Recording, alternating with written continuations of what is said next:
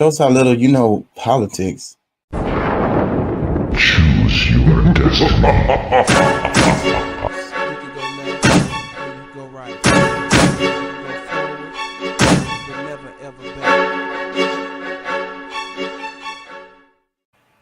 I want to hear your thoughts.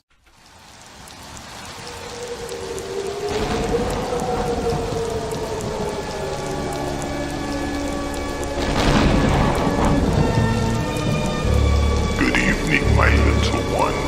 I shall make you psychotic. Mommy, what does psychotic mean?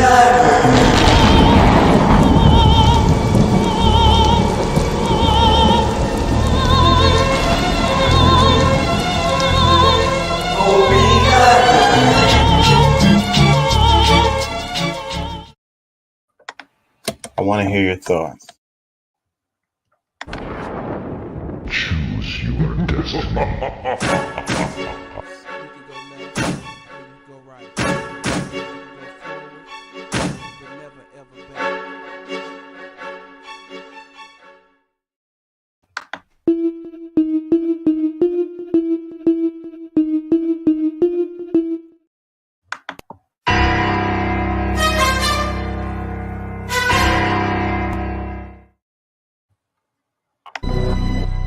Yeah. Woke up.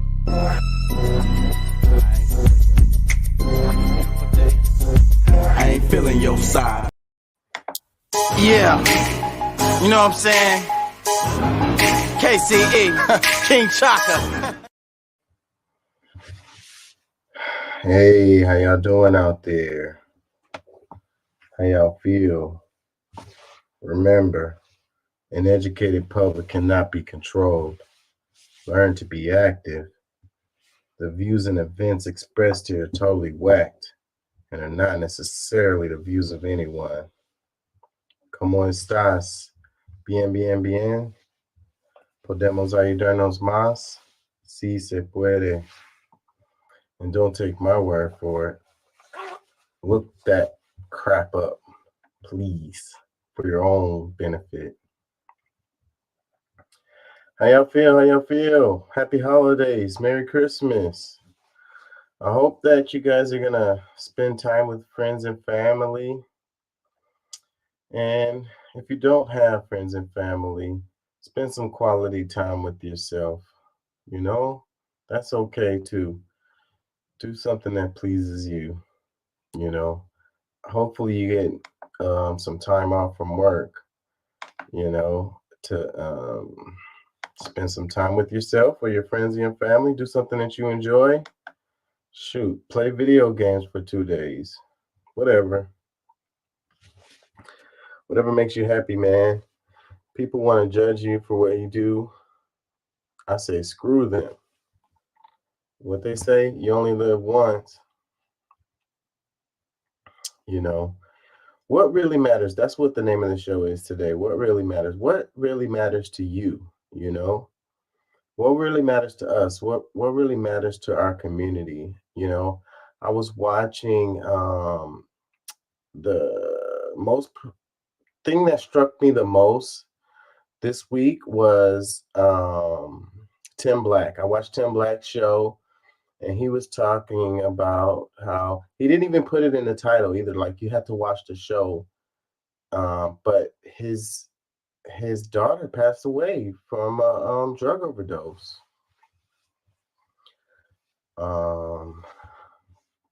And he was candid enough to talk about it, you know, and it's like it struck him hard. And he was saying, you know, I'm not going to be doing just straight up politics anymore with my stuff. I want to try to focus on what really matters. So, anyways, that's where I got the title from. And it's like a lot of the stuff we talk about is a bunch of bullshit, you know. It really is, you know. People dying left and right. I talk about mental health on the show all the time. You know, I try to talk about what matters, anyways. You know, and I talk about we've talked about the drugs, you know, and drug overdoses, and my own personal experience with that. You know, I lost a loved one too, similar situation to Tim Black, And that's another reason why it hit me hard. And it's just like a lot of people are passing away with this shit. And then it's like the people aren't really talking about it. And it's like deaths of despair is a lot of it. What was it? I saw a news, the chick who is the sister of the Backstreet Boys, the founding member of the Backstreet Boys, something like that. And it's like the dad passed away, and recently the mom passed away, and now there's an 8-year-old kid with no parents. And it's crazy. You're born rich with everything because your parents were successful, and now they're gone. You know, it's like I think about Whitney Houston and her daughter. And these are just like famous folks that we're talking about here.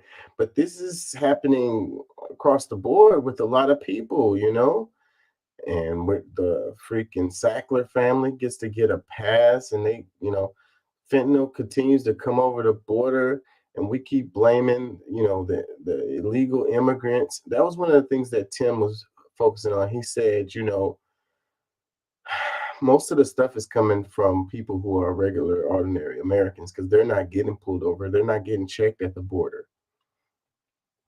And they're the ones who's bringing the shit over, most of it, you know. But we love scapegoats.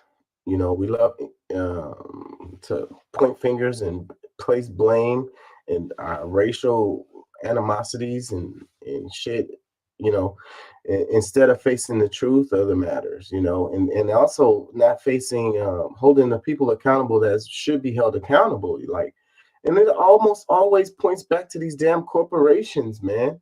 Like I say, the damn Sackler family, you know, what?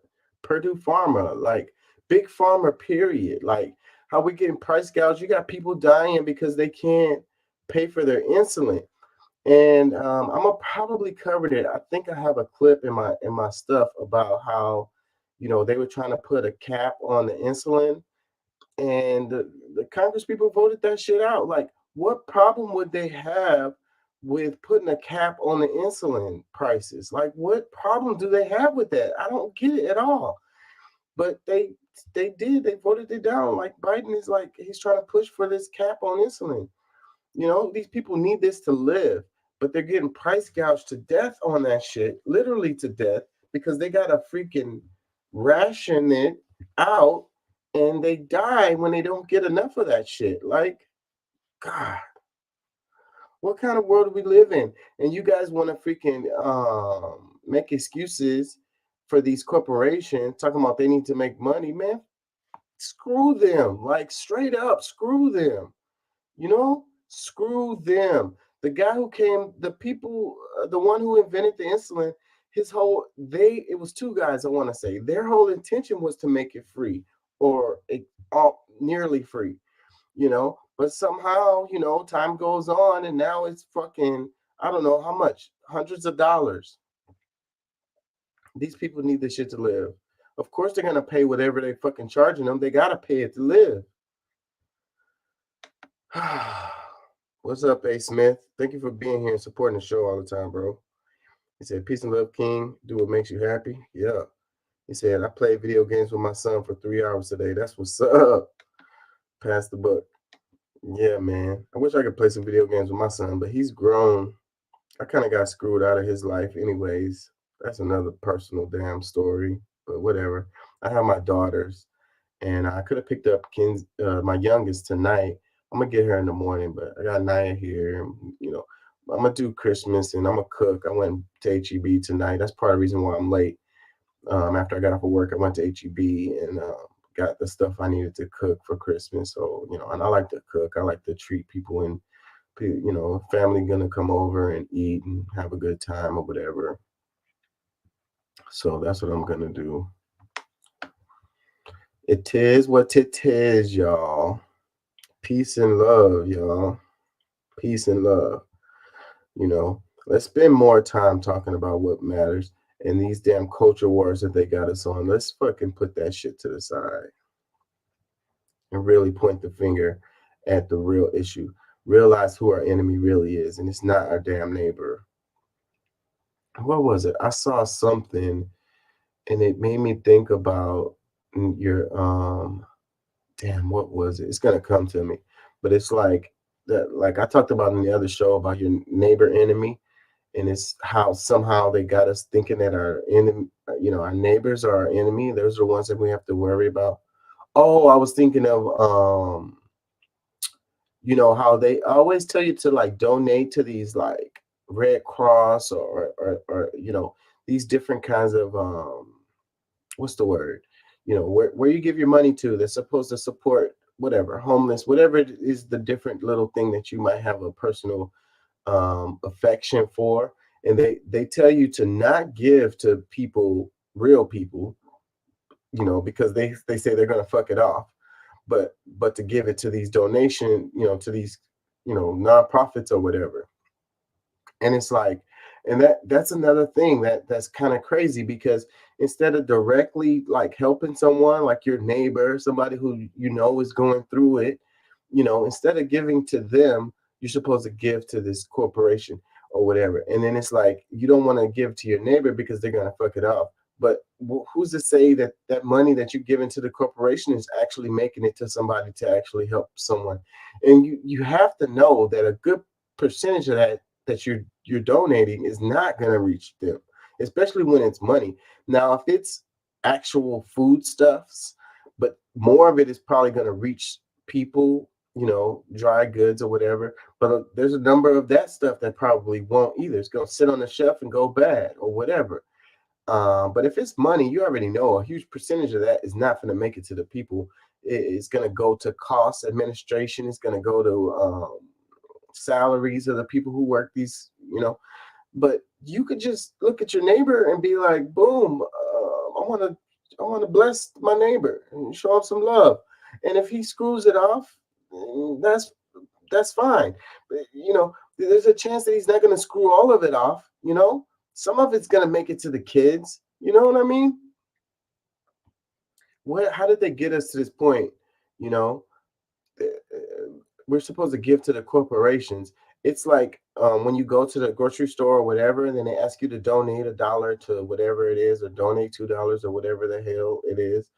And, it's so these companies can get tax write-offs. They don't really care about whatever that thing is that you're donating to. And who knows what money, if any, is going to that stuff anyways. I never, ever donate that kind of stuff. I never do that. I much rather give to a person, Anyways, what does whip mean?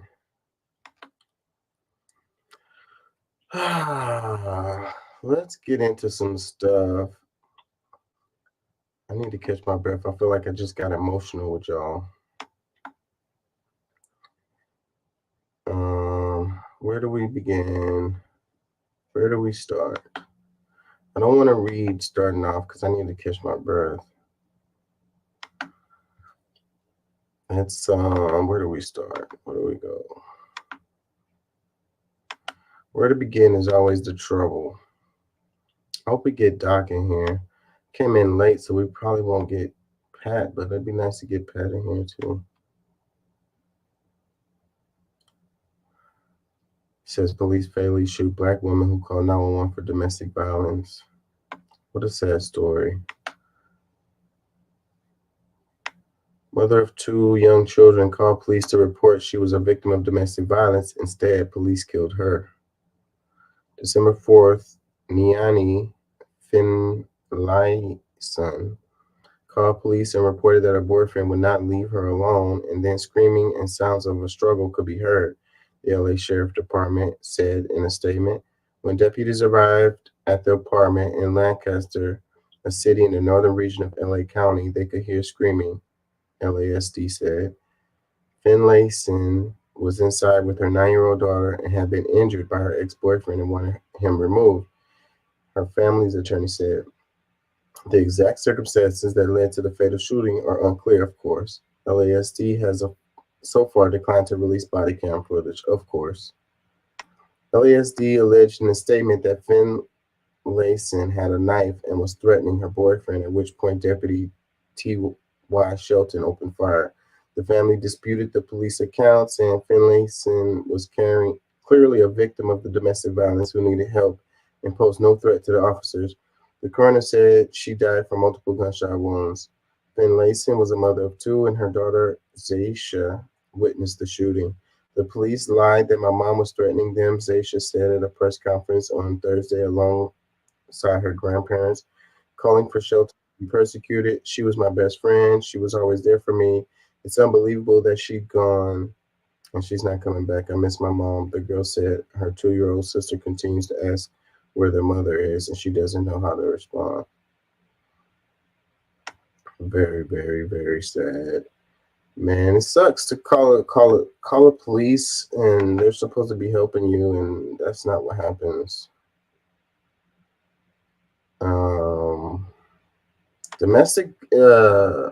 Domestic situations are really dangerous for police. So that is what I will say.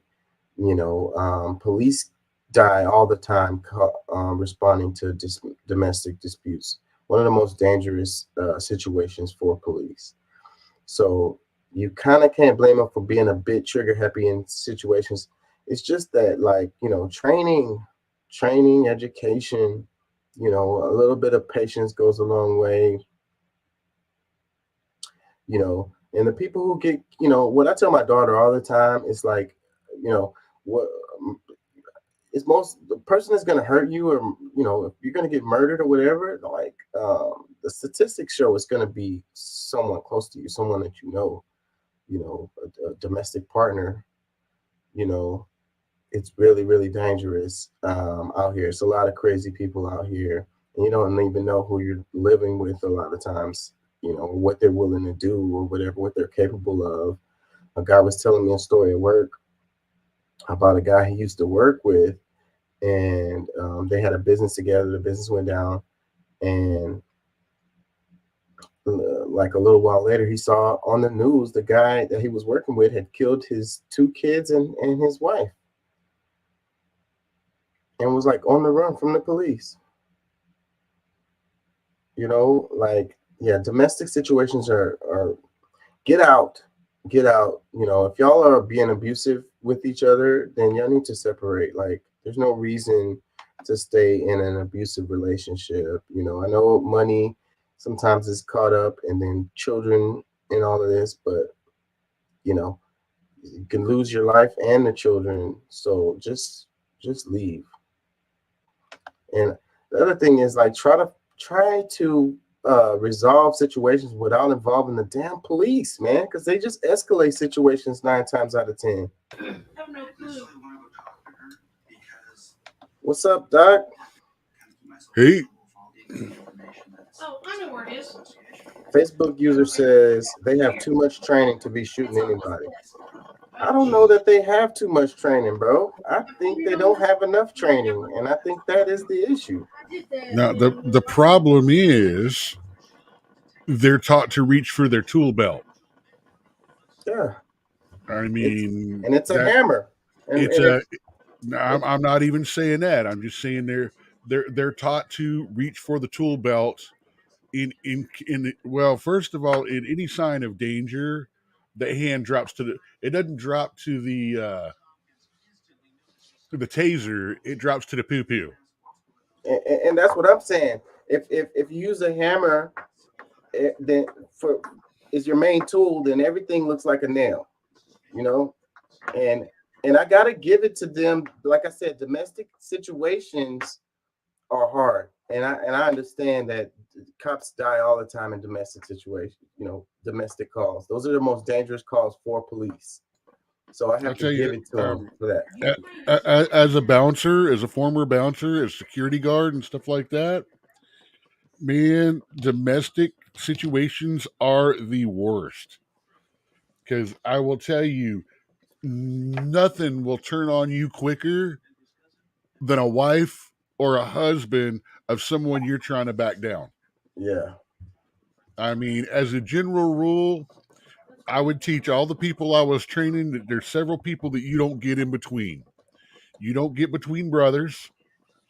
You don't get between a man and a wife. And you don't get between the Yeah. Yeah, Uh, yeah. yeah. And I've known that for Sibling. I was gonna say brother and sisters. It's siblings and couples. You don't yeah, get between them because the other one is gonna turn on you as soon as as soon as if it's required, if force is required to back one of them down, the other one will immediately turn on you. Oh yeah. yeah, the other two you don't get between. You don't get between Parents, two women fighting. yeah. But back to That's what the bucket of ice water's for. the training part. What I think is that police have way too much, on their plate. They have to deal with so many different kinds of situations, and you'd have to honestly, you'd have to train them for years to get them prepared to deal with the span of situations that they have to come across and deal with. you know I think we should take a lot of that stuff off of their plate and break those calls up and have different kinds of people show up for different kinds of calls. you know the police shouldn't be handling every single call, every single 911 call that comes through. We could break that up and have different agencies show up for different situations, people that are trained for those specific situations. you know No, no, no. Now the problem with that is 911 is 911. It means people's safety is at risk. We need someone now. You can't sit there and go, "Oh, well, we don't have that kind of a team here. We need to get a specialty team that's going to." No, someone the closest person answers that call because 911 is supposed to, mind you, supposed to mean that someone's physical life or safety or is an immediate threat, and it needs to be responded to it as much. But on the flip side of that, we need to make sure that these people that call 911 because there's a spooky guy walking around the neighborhood needs to get, a little $50 or $100 slap on the wrist because they're tying up those resources that they could have called the non-emergency number. Because there's like 3 different numbers you can get to the police with. You got the emergency number, you got the not emergency number, and I can't remember what the other one is. I think it's one businesses have normally. But that's the real thing. You know, I'm sitting here and I see a unknown black guy walking down the street, and I'm going to call 911 because they don't belong. That's not a 911 call. Unless that guy's walking down the street with a gun in his hand, or you see him looking through car windows and stuff like that, or looking through house windows. That's not a 911 call. Yeah, and people use police as their personal, I don't know, weapon or bodyguard, or they use them and then they put police in uncomfortable situations where they got to make decisions, and it's just terrible. It's a terrible situation. What do we want to go into? The big story is Trump in Colorado. Did we talk about that last week? Was that already out? The Colorado thing with Trump? No, we were chatting on that on the chat, in the chat line. Well, that's why I feel like we kind of talked about between it. you and me. Yeah. Yeah. The text group. So let's look at this one. It's not right politics. It says all the plaintiffs who disqualified Trump in Colorado were Republicans. I don't know if that's true, but that's not true. It was a 4-3 decision from the court, and it was all 4 Democrat judges on the Colorado Supreme Court. Yeah. Which from there, the Colorado Supreme Court bumps up to the 10th Circuit Court of Appeals, which is the only step between them and the actual Supreme Court. And the Supreme Court's going to knock it down. Yeah, I think so too. and they really need to stop doing this. MAGA, Trump was there. No, MAGA doesn't set that. I don't understand how the state of Colorado can have this trial that wasn't known to the public or anything like that about something that happened in a complete another state or area.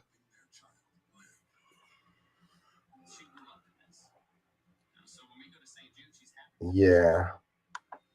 So yeah, both sides are gnashing their teeth on this one.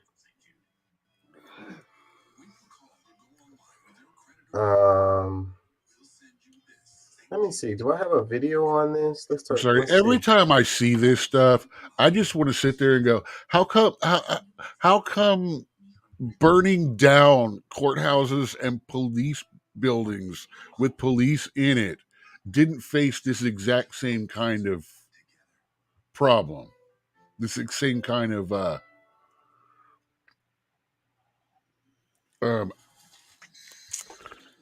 level? Oh, I know why, because this actually happened to Congress people and not the normal people. That's why. Because it happened in their neck of the woods and it actually affected them and not just places they claim to represent. Yeah. Let me see. Do I have something that's just going to give the thing? Vivek Ramaswamy is caping for Trump heavy on this. Says death threats pour in after Colorado Trump ruling. Let me see. Do we have something that's just going to give us the gist of this? USA Today, can I play this? Former President Donald Trump campaigning in Iowa overnight, making no mention of a bombshell decision by the Colorado Supreme Court, ruling that he engaged in insurrection when he tried to overturn the 2020 presidential election. The decision also making him ineligible to hold office under the 14th Amendment and disqualifying him from Colorado's March 5th primary ballot. The court repeatedly citing Mr. Trump's own words on January 6th as evidence of insurrection when he urged supporters to march on the Capitol and fight certification of the 2020 election for Joe Biden. We're going to walk down to the Capitol. You fight like hell. And if you don't fight like hell, you're not going to have a country anymore. Mr. Trump's campaign calling the court's decision, quote, completely flawed and vowing to appeal to the U.S. Supreme Court. The political backlash to the ruling, instant, with the former president's allies rushing to his defense. House Speaker Mike Johnson calling it, quote, nothing but a thinly veiled partisan attack. His rivals also attacking the decision. Ron DeSantis calling it an abuse of judicial power. The ruling is on hold for now, with the Trump campaign already vowing to appeal. And legal efforts over the same issue have failed across the country, including lawsuits dismissed in Minnesota and New Hampshire, and a Michigan appeals court rejecting challenges to his candidacy just this month. Mr. Trump has been unaffected by his legal issues in primary polls, already fundraising off the Colorado decision. He is still the Republican frontrunner and still defending his most controversial rhetoric on the campaign trail. After his comments that immigrants are, quote, poisoning the blood of America, critics pointing out Adolf Hitler used similar wording in his writings. Trump doubling down last night. And it's true. They're destroying the blood of our country. They don't like it when I said that. And I never read Mein Kampf. They said, oh, Hitler said that in a much different way. Now, this Colorado decision has had the perhaps unanticipated political impact of uniting Donald Trump's remaining primary rivals in his defense. It's not just Ron DeSantis, but Nikki Haley and Chris Christie, all calling the court's ruling politically motivated and arguing that if Donald Trump is going to be kept from returning to the White House, it should be voters who stop him, not judges. No word yet from the Biden White House or campaign. Savannah? All right, Garrett, thank you so much. I want to turn to our senior legal. Yeah, so I don't know, man. You know, it's just gonna be more freaking drama, bruh. This election cycle is gonna be something else, bruh. I'm telling you. Facebook user, he says, what if the poor voted Republican and rich voted Democrat? Yeah, well, there was a time where that was the case. And there are a number of rich Democrats, rich folks that vote Democrat. But I would say the majority is people that aren't well off. This Trump thing, man. So, like, what they're saying is, if he's not on the ballot, there's three other states with that's going in the direction of doing the same thing. So, all it's going to take is a couple of swing states to not have Trump on the ballot to be good enough to keep him from making it to be president. Well, that's the goal, is to stop him from having any chance of being elected. It's election interference. Yeah, so I mean, if that does happen, we already have a powder keg here in the United States. That's gonna be a spark right there, major spark for a already powder keg situation, and people are gonna call the election illegitimate. I mean, truthfully, the only thing that they can really hope happens right now is that he gets convicted on one of these 93 felonies that they're trying to pull him on to get him delisted in many, many states that will not allow a candidate that has been convicted of a felony run. Because there are some state laws that shouldn't really supersede I'm sorry, but every state should have to follow the same rules for a presidential election. Yeah. One state, and I'm sorry, I don't think anyone's school records or tax records are really the American public's business, and should not be included as a part of what it takes to be put on the ballot in that state. Which that was the first thing that they did right after Trump got elected. One of the first things that they did was half a dozen states changed their laws to where to become a person on any public ballot now, you have to give up your income tax returns. Which, I'm sorry, I think that should fall under the same thing as HIPAA, as in ain't none of your business. Yeah, well, the thing is with the Supreme Court, at first it looks like the Supreme Court was going to take this up in time, but they're kicking it back down to the lower court. So that's going to be a problem, because by the time it can get to the Supreme Court, the election will probably be happening. You know what I mean? That's going to be a real problem going forward if it doesn't move fast enough to make it to the Supreme Court, so that, because they will kick it down. But if it doesn't move fast enough, that's going to be a real problem. Like, I think that we need a say on this before the election happens from the Supreme Court. I think we need that. Check this meme out. It says, and just like that, the right wing doesn't believe in amendments or states' rights. And that's one of the things I was saying when we were talking about this in the chat. What about states' rights, right? What about that argument? Because Colorado has their rights, right? They can decide to deal with their state the way that they want to deal with their state, right? That's the way it should go if we're looking at it for, states' rights. What do you think?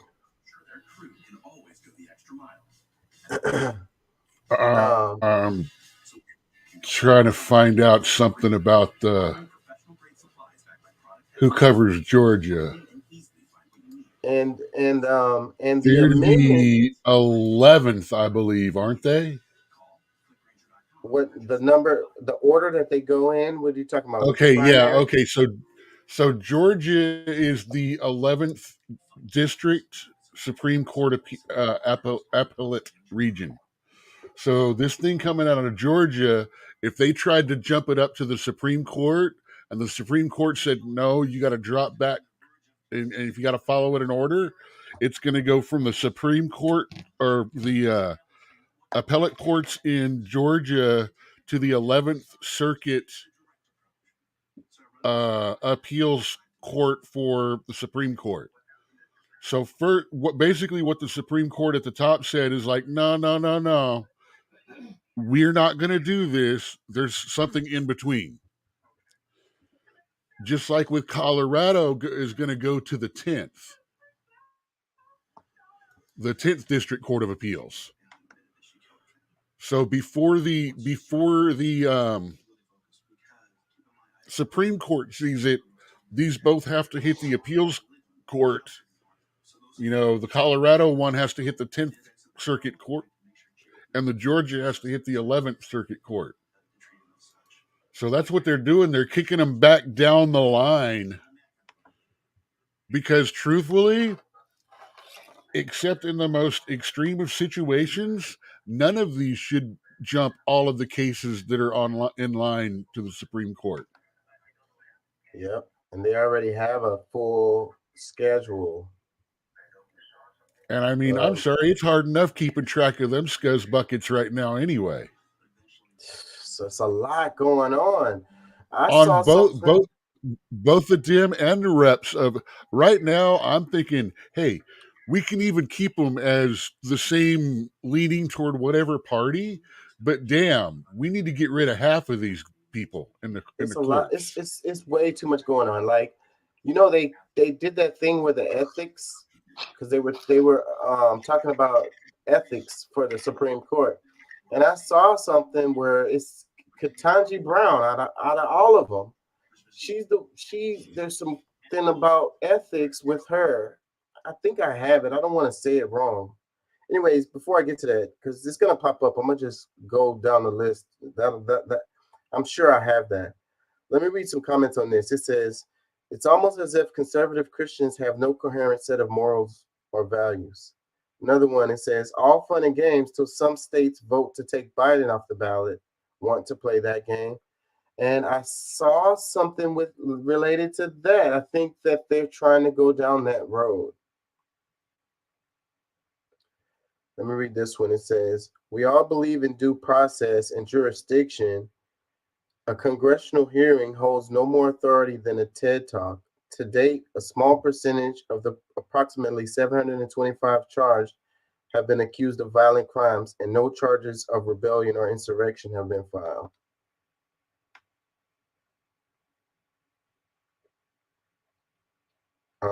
What I'll say that's the thing I keep saying about this whole thing. You know, he's got like 90 something different charges and felonies, and not a single one is insurrection and stuff like that. One judge in California or Colorado goes, well, yeah, I can see where there was he was engaged in it. So basically he was brought to trial, convicted of insurrection without any official kind of paperwork or anything like that. They just go, oh yeah, he's guilty of it. Yeah, it's kind of like a civil trial. Not even that. No one brought charges against him. Let me read another comment. I mean, he literally, it was like, yeah, I can see how he was part of it and all of that. So yeah, we can use this because of that. Let me read this one. It says, the Second Amendment is the only one they believe in. Another one, it says, what's the left so scared of? Is the kid sniffer with dementia that bad? What I'll say, though, what I was saying in the text messages is that, like, it is an archaic law. Like, I mean, it is an amendment. It's there, but it was related to the Civil War, and it hasn't been used Yeah, since then. and if you remember, the Congress and the president gave all the Civil War people blanket amnesty for taking part in the Civil War. Yeah, so the So reason why it's they put it in there was related to the Civil War, and it yeah, hasn't been used. So it's like an archaic law that they're just like, it's not even that. It's reasonable. I absolutely 100% support the fact that if you have attempted to overthrow this government, that you should not be put on the ballot to be put in charge of it. I mean, if you have already proven that you are willing to violate the Constitution, then, yeah. Now, I might be more lenient on someone who had never been in office or been a military person, someone who hasn't taken an oath to protect the Constitution. But here we are. We all watched 45 take an oath to defend the Constitution. So, yeah, if they actually charge him with insurrection, if they actually convict him legally, he's in, it's done. We have the proof. If we don't do that, then we cannot use him being part of it against him. a couple more comments. It says apparently progressives haven't read, understood, or even took the time to actually read the Constitution. Maybe you should have someone read it to you, just saying. Another one, it says, too bad we can't get red or blue out of our government and go independent. And I did a whole rant on that. It'd be great if we just take the R and the D off of these people and everyone was independent and you just voted on people based on their policies, instead of voting blue or voting red, down the line. Just get rid of the Democratic Party, get rid of the Republican Party. Just everybody's independent. Say, I got a nice plot twist for you. How about 45 say, I don't trust the Republicans anymore after the way they're acting. I'm going to file and run. Oh, crap, man. I was sitting there about to say the name and say, I'm going to run as a libertarian.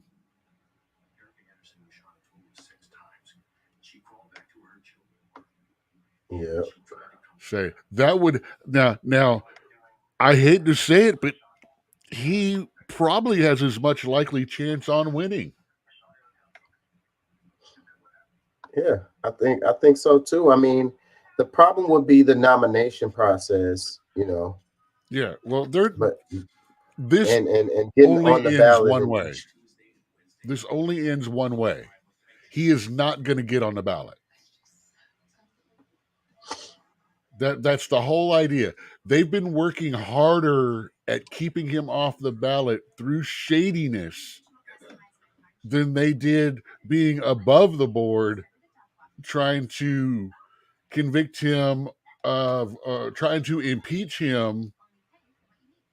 I mean, they spent a year and a half trying to impeach him. They spent a year and a half so hard trying to impeach him that they finally impeached him for something that only happened 6 months before before the impeachment hearing. I mean, it took them a whole year to work up to that one point. But then literally, as he was taking his oath of office, you had politicians like Maxine Waters up on a soapbox in the corner in her districts going, we must impeach, before he ever even signed. Barely, I don't even think the echo of his oath of office was out of the air when she was already trying to impeach him. I was actually surprised that an impeachment process didn't start from the very beginning with our current potato in chief, At least they gave him time to for things to go bad. Let's go down the line. We're going to come back to this because it's going to be a reoccurring story, but let's check this out. High alert as the war in the Middle East fuels tensions across this country. The FBI warning that New Year's Eve in Times Square is a, quote, attractive target for violence. And the Deputy U.S. Attorney General saying there's been an unprecedented rise in terror threats this holiday season. Here's ABC's Chief Justice correspondent, Pierre Thomas. Just days before the iconic ball drop in New York's Times Square, tonight top law enforcement officials on high alert, warning that America is facing perhaps its highest threat level since 9/11. A new threat assessment obtained by ABC News says the location is an attractive target for foreign terrorist organizations and violent extremists. Fueling the steady rise in threats, the ongoing Israel-Hamas war. The FBI now has 100 active full-scale investigations tied to that conflict. Since October 7th, the FBI has received more than 1,800 reports of threats or other types of tips or leads that are somehow related to or have a nexus to the current conflict in Israel and Gaza. In an exclusive interview, Deputy Attorney General Lisa Monaco says threats to public officials are reaching alarming levels. Just today, a 52-year-old man arrested for threatening to bomb a FBI field office in Los Angeles. The FBI intercepting emails to an unnamed agent from the suspect, calling himself the Unabomber, and writing that he was willing to commit mass murder. Just this week, Pierre, we've had cases involving threats to kill FBI agents, a Supreme Court justice, and 3 presidential candidates. And with that suspect charged with threatening 3 presidential candidates, allegedly said he wanted to shoot and impale them. So you can see why these threats have to be run down. Whit? Pierre Thomas, thank you. And you can watch the rest of. So, you know, on one hand, we've got this thing with Trump and the Colorado thing and people being super emotional about that. And then on the other hand, we've got, you know, the war in the Middle East going and people being super emotional about that to the point where they want to hurt political folks.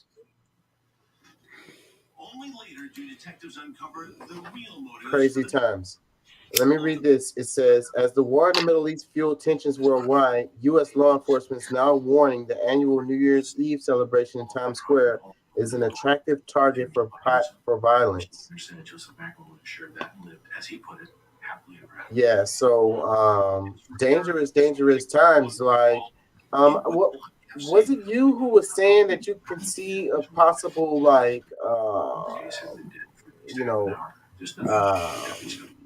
attack happening? That was you saying that, right? Yeah, I mean, it's about time for us to have another one on our soil so we can get back over in the sandbox, right? I mean, it's a lot easier to launder the money from there. Well, not for Biden, but for everyone else, it's easier to launder their money if it's over in the Middle East. I mean, Biden say Hillary's money is tied to the Middle East. Biden was tied to Ukraine and China now.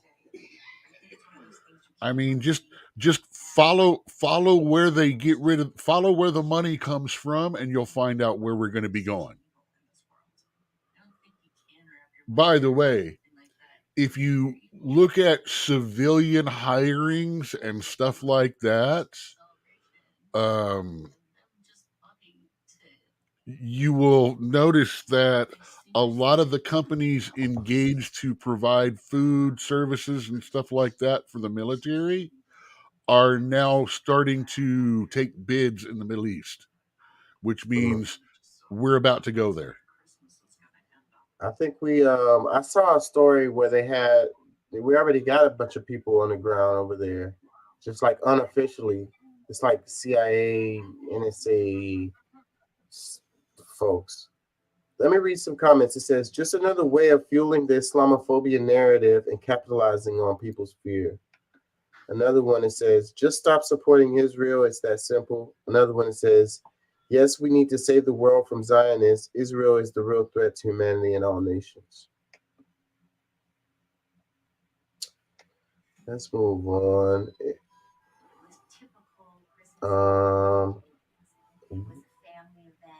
Remember, we talked about Nikki Haley being a possible VP pick.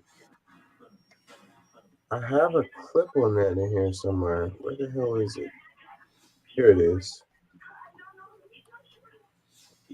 It says, Trump asking allies about possibility of Nikki Haley for VP.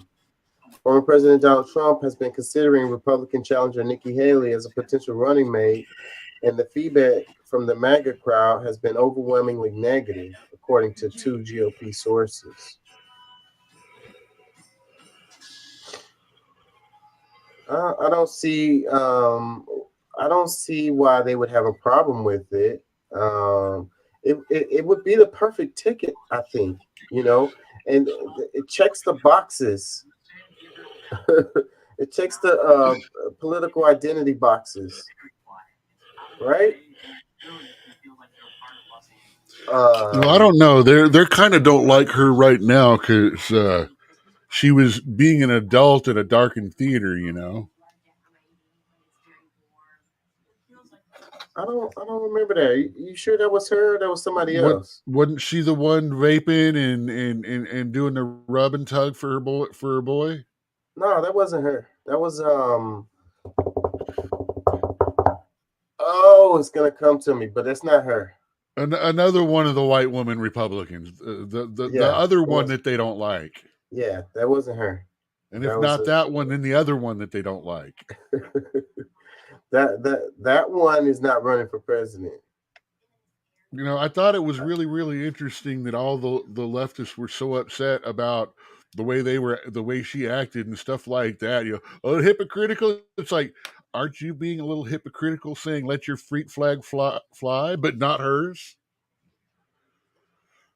Stop being judged. You don't want to be judged. Don't be judgmental. If you don't pick every single thing apart, maybe it's not going to happen the other way around too. I remember when we allowed our representatives and stuff to be people. I mean, crap. I remember Jimmy's brother pulling his pants down and peeing in the middle of a public fountain when he was a president. Yeah, I don't know. It's we're in the age of the internet now, so video makes the difference. See, that's the real thing and no offense, the people from that theater releasing that low light camera stuff to the public, they were wrong for it. Yeah.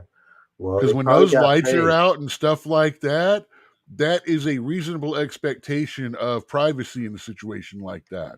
It's still a public place, and you can get. I mean, everyone knows about Pee-wee's Playhouse and all that. Yeah. That just about ruined his career. Oh, it did ruin his career. Yeah. For a good 10 years. Yeah. He made a comeback later on. And like I say, for everyone that worked in those adult movie theaters, it definitely put a new meaning to the term Pee-wee's Playhouse. Let me play this. Check it out. Fair, his wife and 8 children have a large 24,000-acre family farm in the small town of West Bend, Iowa. We grow organic corn, soybeans, and oats are our 3 main crops. About 50 miles south in the city of Fort Dodge, father and son Gary and Dave Nelson also farm corn and soybeans. How many acres do you have on the farm? So it's about 5,000 acres. Both families have successful businesses and have had the same political outlook. Who did you vote for president in 2016 and 2020? I voted for Trump. Both times? Both times. In 2016 and 2020, who did you vote for? Donald Trump. Yeah. Both times. Mhm. And what about you? I voted for Donald Trump both times. Harvest season is now over. Corey Farrer says during the heart of the season, he needed about 90 workers. Are there enough Americans to take those jobs? There are not. So Corey had 72 migrants working on his farm this year, legally, under the government H-2A program. He thinks the government needs to make it easier for more migrants to come to the U.S. to work. He hadn't seen and heard what former President Donald Trump declared about undocumented migrants coming across the border. So we showed it to him. It's crazy what's going on. They're ruining our country. And it's true. They're destroying the blood of our country. That's what they're doing. So we asked, how does that make you feel about the man you voted for twice? It brings out a side of him that, like I say, I haven't decided what I'm going to do this year. About whether you'd vote for him again. Right. What do you think the people who worked for you, who've just left for the season, would think about those comments? They would be offended by that. Gary and Dave Nelson said they will likely hire migrant workers in the future under the same government program. We also showed them the Trump video. I don't think it was appropriate. My ancestors came at one time, and maybe the same thing was thought about them, that they turned out to be great contributors to our country. Do you find it offensive, though, to use that term, destroying the blood of our country? Yeah, that's harsh words. It's not proper. It's not fitting from a presidential candidate. Do you wish he didn't say that? Definitely. I mean, he's using words from things like that in our past of the Nazi piece and that. And that's been the hard thing with Trump, is just too many times things are said that it's like, whether it's taken out of context or he's using examples that don't apply in these situations. Son Dave doesn't know who he wants for president at this point. Father Gary is supporting Ron DeSantis. Recent polling does show that a plurality of likely Iowa Republican caucus goers are more likely to support Trump because of these comments. At the Groggy Dog restaurant in Indianola, Iowa, And it's true. They're destroying the blood of our country. That's what they're doing. I show the video to one of the customers, and this Trump supporter is okay with it. Does it make you even more supportive of Donald Trump? Yeah, because he's pretty, like I said, straightforward. He, spells it out for you right there, and what he wants and what he wants to do to make our country better. So you don't think it's offensive? No. No. Outside the restaurant, do you think the comments are offensive? To some. Not in context. No. To be clear, the farmers we Incomplete. talked to do not favor illegal immigration. What they favor is more legal immigration. U.S. agriculture, they say, needs. Yes. If you could talk to former President Trump and give him a message about his language and how to handle the situation, what would you say to him? As a farmer. Yeah, we need them to get our work done here. They're a necessity, and there's a lot of good people that come. Corey Farrer, his wife. I challenge CNN to play the entire statement and not just that fucking clip we saw. Fuck it, that's a fucking chop piece. That's a hack job right there. Yeah, they always do that though. He's never said he's never talked about the migrants. It's always been illegal immigrants. It was the caravan. They called it a migrant caravan, but it wasn't. It was an illegal immigration caravan. He's never had a problem with legal immigration. He actually said we need people to come in and work the jobs and stuff, but they have to do it now. But we're talking the ones that want to come in and stay are the ones that we're talking about. The ones that are coming in and saying, "Oh, I need asylum because I'm poor." Well, they can make it I need easier. asylum because we walked all this way.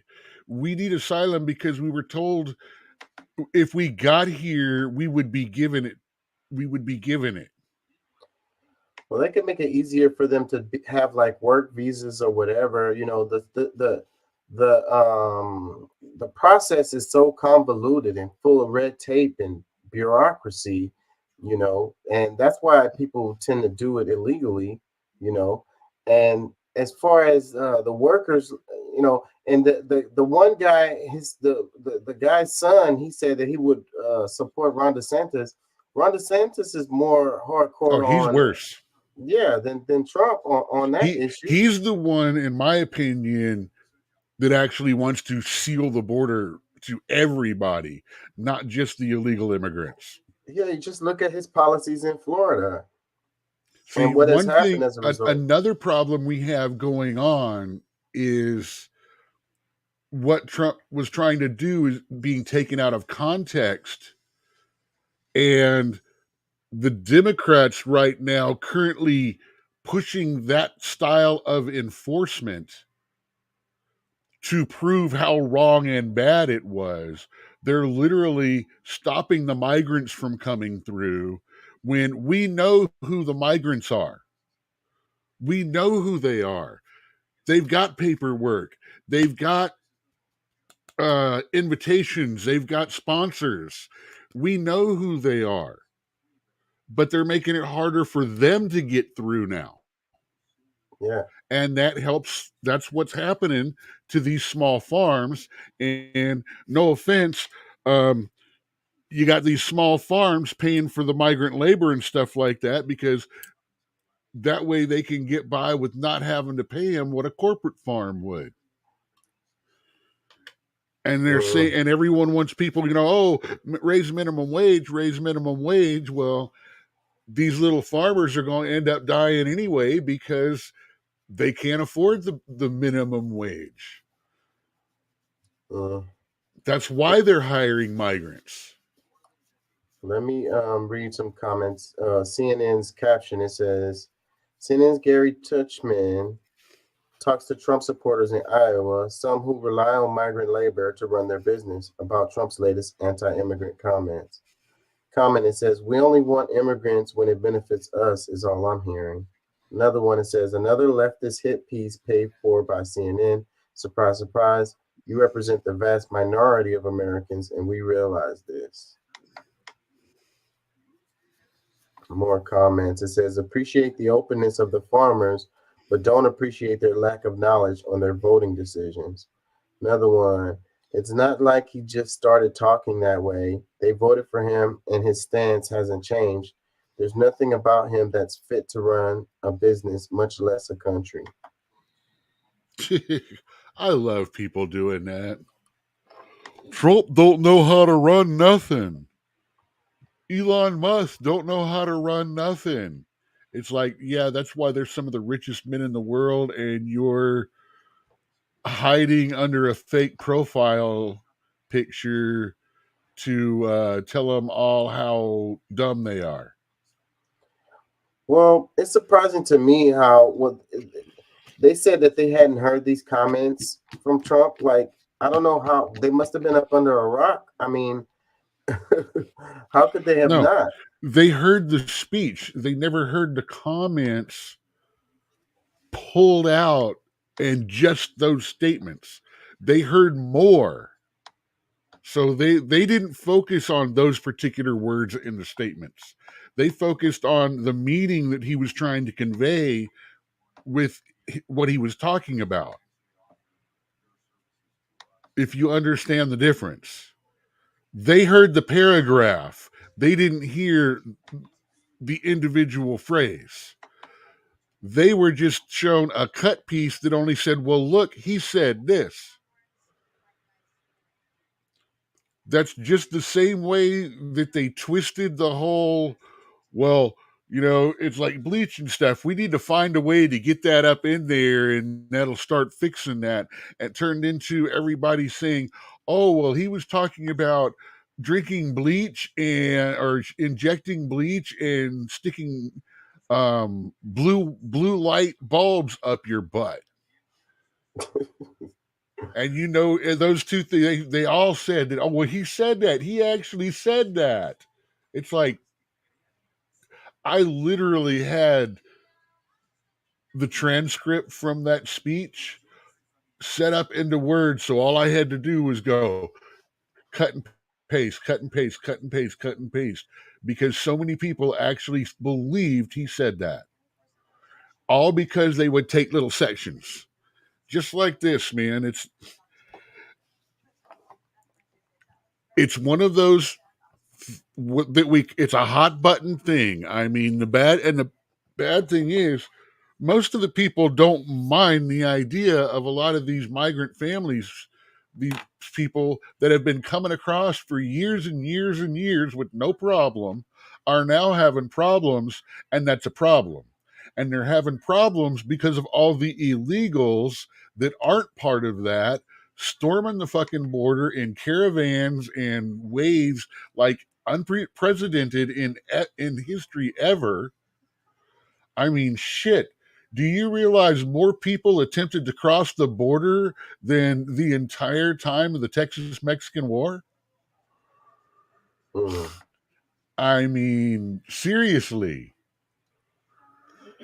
And yeah, a lot of it is illegal immigration, or as they say, attempts at asylum, where on the way up here, we walked past multiple embassies and things like that. I mean, I'm still trying to figure out, if we violate immigration standards in Mexico, we get 4 years in their jail. What about all these people that are just walking through? Like I said, oh, go ahead. Yeah. Yeah, we'll come back to that. We always on the circle when it comes to that topic. Check this out. It says, in case you missed it, huge rail developments are on the way. It says, all aboard, huge rail developments are arriving soon to a community near you, including the first high-speed rail between South California and Las Vegas, a major rail upgrades for riders across the country. This is what investing in America looks like. So let's look at this little graphic they have here. So they got the red is high speed. The only one that bothers me, and I think is a crock of shit that's not going to work, is that big, long, conventional rail in the north. This one. Do you realize the infrastructure and logistics it was going to take to keep that clear? Well, they during the winter months. They put up like $1 billion for this. I understand that, but do you realize how hard across? There's a whole lot of nothing but miles and miles of nothing that's stretching through right there. Yeah. And when it starts icing over, the snow starts building up, they're going to have to keep those rails clear because you can't have freight trains and commuter trains running through that at high speeds into snowdrifts. Well, I'm sure they got some kind of technology for that. I'm just saying, money sink. There's only a couple of high-speed rails. It looks like this. What is this right here? This is between. Is that Houston? What is this right here? It's like that's the Houston Dallas. Well, Houston and Dallas Fort Worth, I believe. That's gonna be nice right there. So then you gotta have another one going through California. I'm not sure what that angle is, but that's LA, San Francisco, and Las Vegas.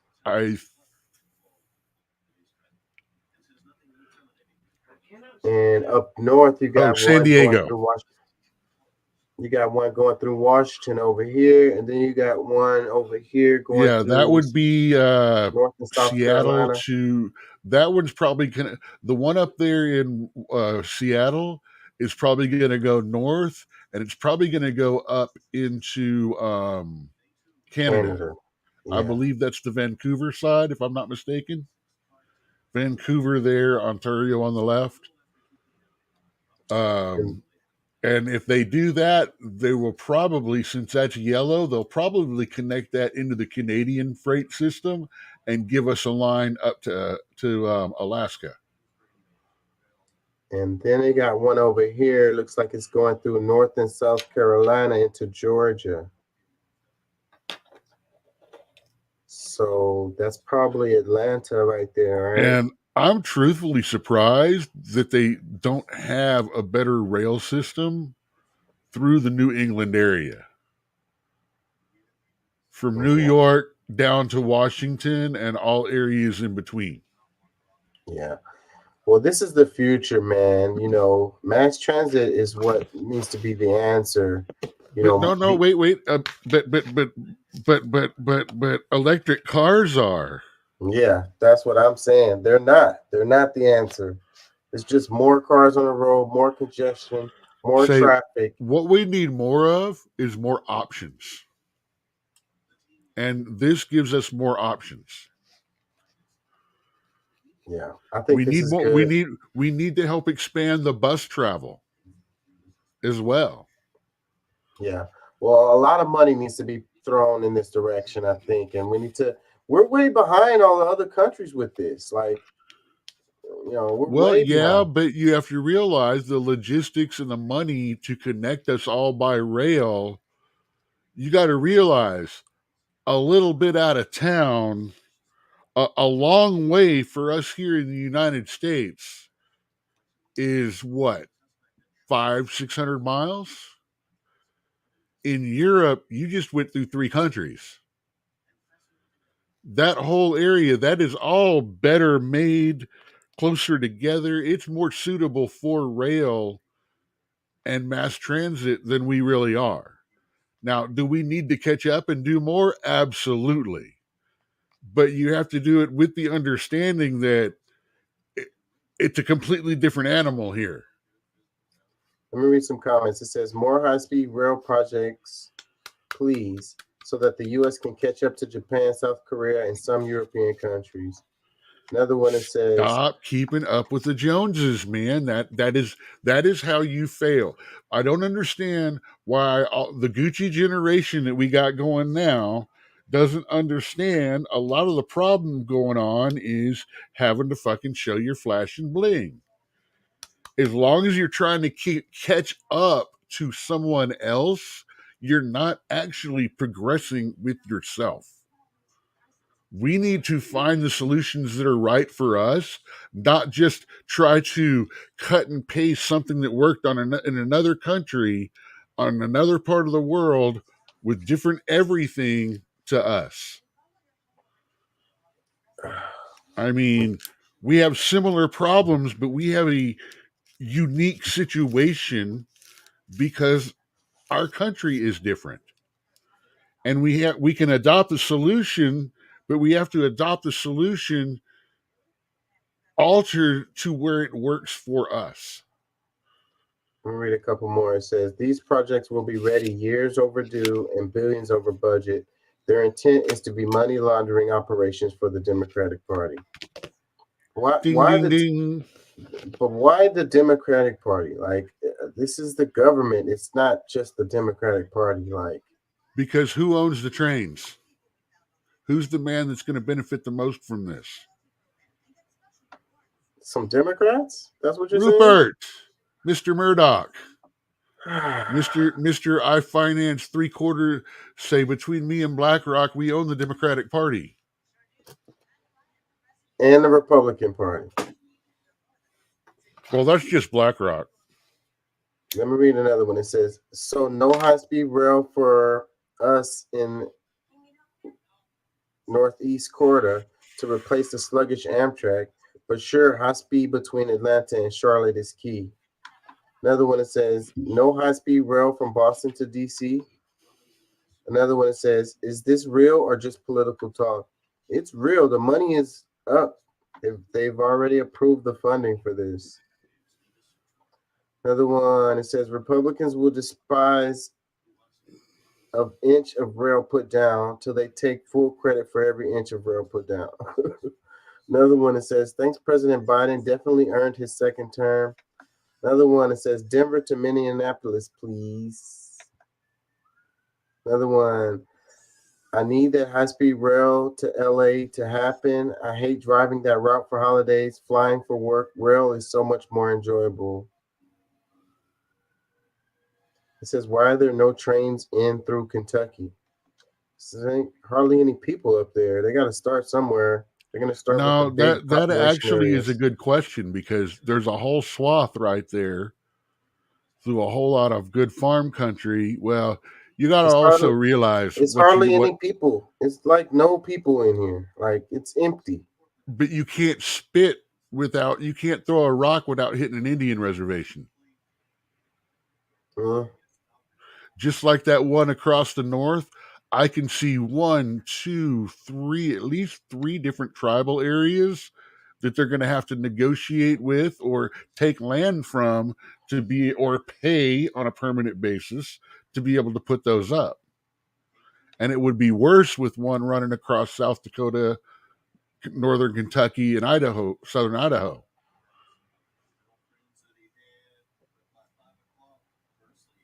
Yeah, I think this is all good things. Like, like he was saying, production of steel. This is going to create jobs. It's going to, it's going to be good for the economy. It's going to hopefully get some of these cars off the road. Right now, this does really good for China as well.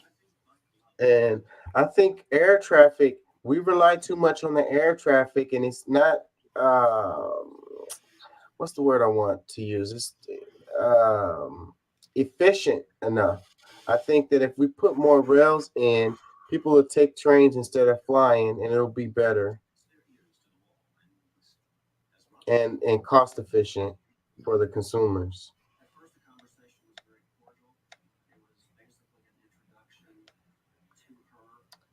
Let's move on.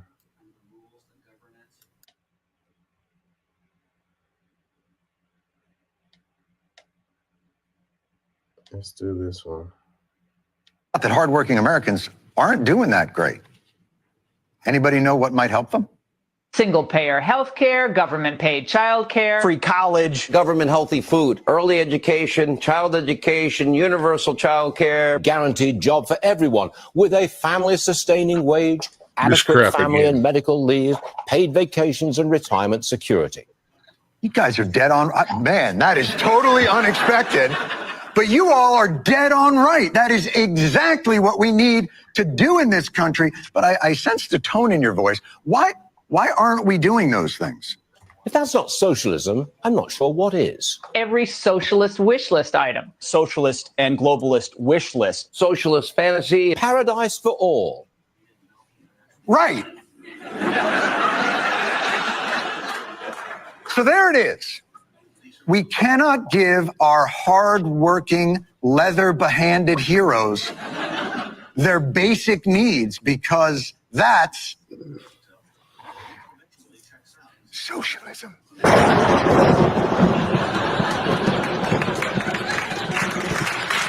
See, it turns out that hardworking Americans aren't doing that great. So it says part of Jon Stewart's segment on the economy. Comments. It says there's no way our government could ever be efficient enough to do this. We would end up like every other socialist country with super rich and super poor and no middle class at all. Yep. Well, what difference is it that from now, right now, presently, without socialism? Dude, you keep falling back to this and you keep not understanding that, one, it is abjectly an immoral system. All you're doing is changing who gets the gun pointed at them to get their shit taken away and who gives it to other people. You're talking about life by committee, by permission of the government, and not any kind of actual freedoms. You're talking about, we've gone through all of this. You keep falling back to the left side because you don't want to hear about how it negatively affects people, because all you want to believe in is your fucking unicorn farts and rainbows friggin' world, because you think the world is going to be perfect. No, it's going to happen just like he said. In every other country they put this in, all it does is maybe change who some of the elite are. And the ultimate is it all ends up crashing down, quality goes down, and nothing really gets done. All of these socialist countries that everyone says, oh, look at them. It's like, no, they're capitalist countries who have publicly taken over certain things, and no offense intended, until you talk to some veterans about the VA medical system, I think you might want to stop pushing socialized medicine by accountant, because that's what it is. You sit here and we talk all the time about how inefficient and horrible the government is at doing everything, but you want them in charge of your protection, you want them in charge of your education, and you want them in charge of your health. Earlier I Make mentioned it make sense. And anytime I try to sit there and go, this about cost, your answer is to, if you throw enough money at them, it will force them to comply. Earlier I which mentioned literally means to continue throwing money away at a situation until it's no longer a situation. I mentioned a bill that came across Congress to put a cap on insulin prices, and of course it didn't pass. But I don't understand what problem they would have. Okay. Now, wait a minute. Before we continue, we're stepping away from the Medicare conversation and going specifically to an insulin conversation. Well, because they no, it is not compatible. We are it's talking about one subject or the other. That's what we're because talking. they We're are talking about different. healthcare. No, we're not.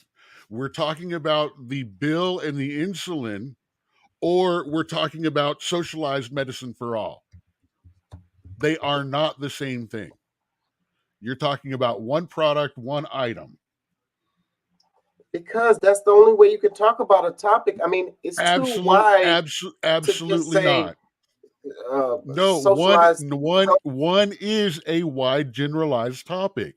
The other is a specific topic.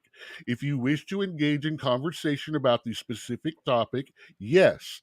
However, you cannot include it as a whole in socialized medicine context, because those are different subjects. That's an if, when, but, how conversation, not a this situation right here. Let me read some comments. It says, you mean all the benefits members of Congress have, but they don't want the rest of Americans to have? That's a good point. I mean, if the government healthcare is so bad, then why does Congress, the members of Congress, get to have? I absolutely 100% say that they should not have a special better plan. But then again, well, actually, I think that they should have the exact same plan that, say, the staff clerk in the IRS can get. Yeah, well, they shouldn't have a special plan for congressmen and all of that.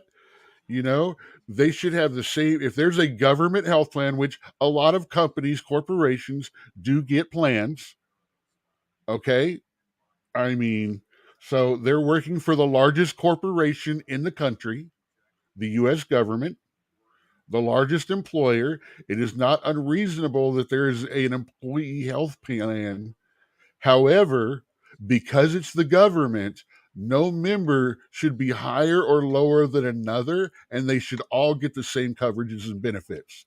The highest people should get the same as the lowest. Well, we could put everybody on the same plan that the Congress people are on. No, we can't. I'm not going to fucking pay for that. They don't pay for it. I'm not going to pay to put Bob next door on a fucking. I'm not paying to put it myself on it. I am not. Send the guns, man, because here we go. We're gonna fight. We're gonna fight on this shit. All you're wanting to do is raise taxes to throw fucking money at a problem that needs to be fixed before it tries to be implemented. We just passed a Pentagon spending bill of $886 billion. We just sent how much money to Israel and Ukraine? So And you why can't and tell why me they and don't why have the and money. why don't we have Biden up on charges instead of Trump? Let's What keep does that this have to top. do? Let's keep exactly. I just used the exact same argument. What does it have to do? What? We What? know about all that. We know what's going on. But the question is, instead of bitching and whining, what are you saying? How do we turn things around? I'm saying don't send the money to Israel and Ukraine. I'm saying don't spend $886 billion to the Pentagon when they don't even know where the money is going and it's getting lost and shit. Their accounting Okay. is trash. See, all you're talking about is you're not talking about getting to the bottom of things. If they're saying we don't have the money, that's what the point I'm making. Because you said they want to raise taxes, they would have to raise taxes to cover that health care for everybody. Absolutely. I'm saying they don't. It I'm don't saying they matter. don't have. They don't have Absolutely. to Even raise if taxes. even They you could know use what the the money big they portion have. of that money is for our defense? About half of it is fucking NATO, which we pulled why? out of, and our government put us right back in it at a higher cost than we had before. Yeah, I'm saying why? What benefit do we have? Do we get from that? Well, see, you should ask the potato in chief right now, You know because what he's I'm the saying one is, that got us sunk back into it, which immediately was followed up with fucking the next 2 years worth of military budget. I mean, we've sent more in one thing for weapons, a first round, than we gave to 4,000 people in fucking Hawaii that lost their shit. let me read some more comments. It says, how so many people in this country, a lot of whom need these things, by the way, are dead set against this, both baffles and infuriates me, as these should be basic rights in this country. Another one, it says, how did socialism become a dirty word in the U.S.? It baffles me.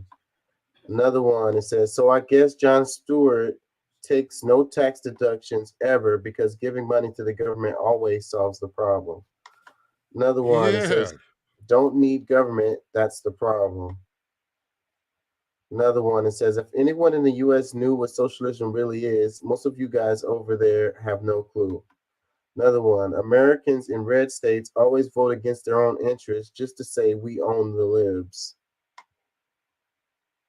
One other comment, highways, the grid, schools, libraries, traffic signals, fire and police departments, snow removal, help in disasters, Social Security, Medicare, Medicaid, SNAP, water treatment, sewer systems, public transit, courts, parks, national parks, veterans care, mail, road repair, street lights, air traffic controllers, and more. We all pay for these things together with our taxes. These are also things the GOP wants to privatize severely or get rid of completely because socialism. I don't know about all that. Yeah, good luck putting your house out.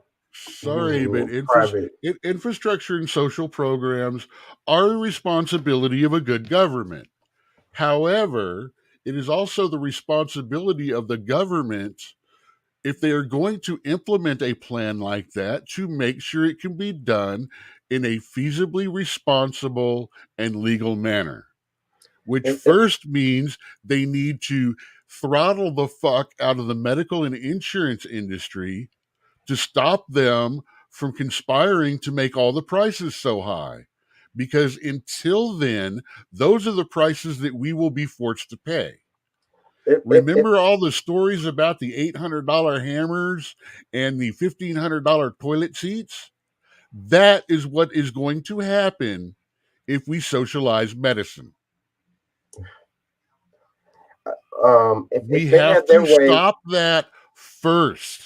If they had their way, they would privatize everything, including the fire department, and you could just pay yourself to get That's them to not come and put the that's fire not out your house. true, and I really am wondering who you've been talking to that's got you into this they them loop against everything Republican again right now. I'm not pointing fingers at just the Republicans because I'm saying, like I always say, good cop, bad cop, two wings of the same bird. The Democrats are complicit in this because if they wasn't, then they would pass shit when they have their fucking majorities, but they don't.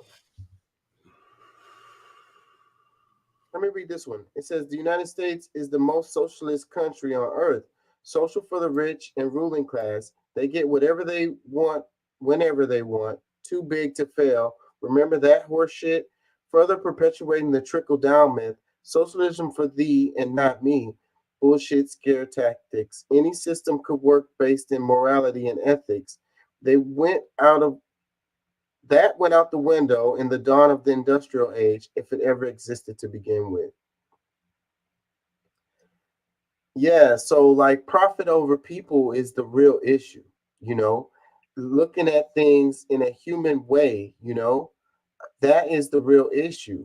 As long as we have profit, the profit model in the healthcare industry, it's going to be the way it is now. So that's the issue. Take the profit model out of that. It shouldn't be a profit model in healthcare. They shouldn't be making a killing off of insulin that people need to freaking stay alive. They shouldn't be able to charge you an arm and a leg for the medications that you need to stay alive. Your hospital visits, your EMT, how many people don't want to take a ambulance trip because of the price related to it? How many people don't want to go to the emergency room because of the price tag that's connected to it? How many people just, die at home because they don't want to pay, they don't have the money to pay for healthcare? And that's what needs to be addressed and handled before everyone in America pays for that.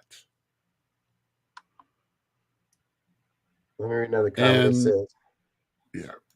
Let me read this. I'm sorry. I personally think that this entire video here is crap and incendiary, and the more he talks, the less I like him. Let me read this. I'm going to read this last one and move on. It says, for the life of me, I cannot understand why some people think that it isn't the government's job to help the people. Call it whatever you want, but the government officials are literally elected and paid for by taxpayers who shouldn't have to beg their government to take care of its citizens. The problem is that most government officials are paid off by lobbyists who prefer their corrupt corporations take precedence over the well-being of others and their communities. The writing is on the wall, yet we still keep playing into this game of politics, hoping one will be better than the other, while the opportunists are getting richer and unfortunately more powerful too. Yeah, man. So the Democrats are the next president is going to change things and things are going to be better. Like, this is the most important election of your lifetime. Like, vote blue no matter who, or vote R because your life depends on it, because it does. Like every election cycle is the same fucking bullshit, and then it flops back and forth from the Democrats to the Republicans, back to the Democrats, back to the Republicans, and the shit is still the same. Nothing fucking changes. The people still fucking lose at the end of the damn day. It's a damn game. You guys keep asking me who I like now, who I like. It's like, I don't like any of them. There is not a single candidate on the board right now that I think is good for our country or good for the job. Same shit, man. We have a whole bunch of what I call beta politicians and frat boys. And I'm sorry, until we know who's behind our potato in chief, I don't want him reelected, Plus, I think he needs to just get out of there and catch charges just like 45 did. Yeah, man, it's the same shit. It's like voting is a pacifier, you know. Keeps people calm, thinking that their vote is actually doing something, and meanwhile things just continue the same, and it's really freaking. I'm sick of it. I really am. I'm tired of it. The more I learn about politics, the more I realize it's just a big ass fucking game that we're playing and we're losing. The people lose. Whether you're a Democrat or Republican, you're losing. You're not winning. And as far as this insulin issue, here's the funny thing. You can go down to Mexico and get that shit for like the $200 dose for like 40 to 60 bucks. And if it can be done down there, it sure as hell can be done here. The problem is we as a country have it set up with the insurances and deductibles and stuff like that. So the insurance, we pay the $20 to $40 whatever, and the insurance company pays whatever. So a lot of these people get a high deductible on their insurance carrier to save money. So they have to pay up to $200 per item and things like that. So they get stuck paying the first $200 of whatever it is, and then the insurance pay. Drug companies make their money no matter what. Doctors get their kickback no matter what. Problem is, the people that don't have good insurance or the people that don't have insurance are left to pick up the real big tab on that. And what my thing is it's a life-saving medicine that's only currently produced by one or two companies in the United States right now. I believe that it is one of the products that is in such a demand and is such vital to the health of our country that the United States government should be allowed to produce insulin and distribute it for a reasonable markup over cost.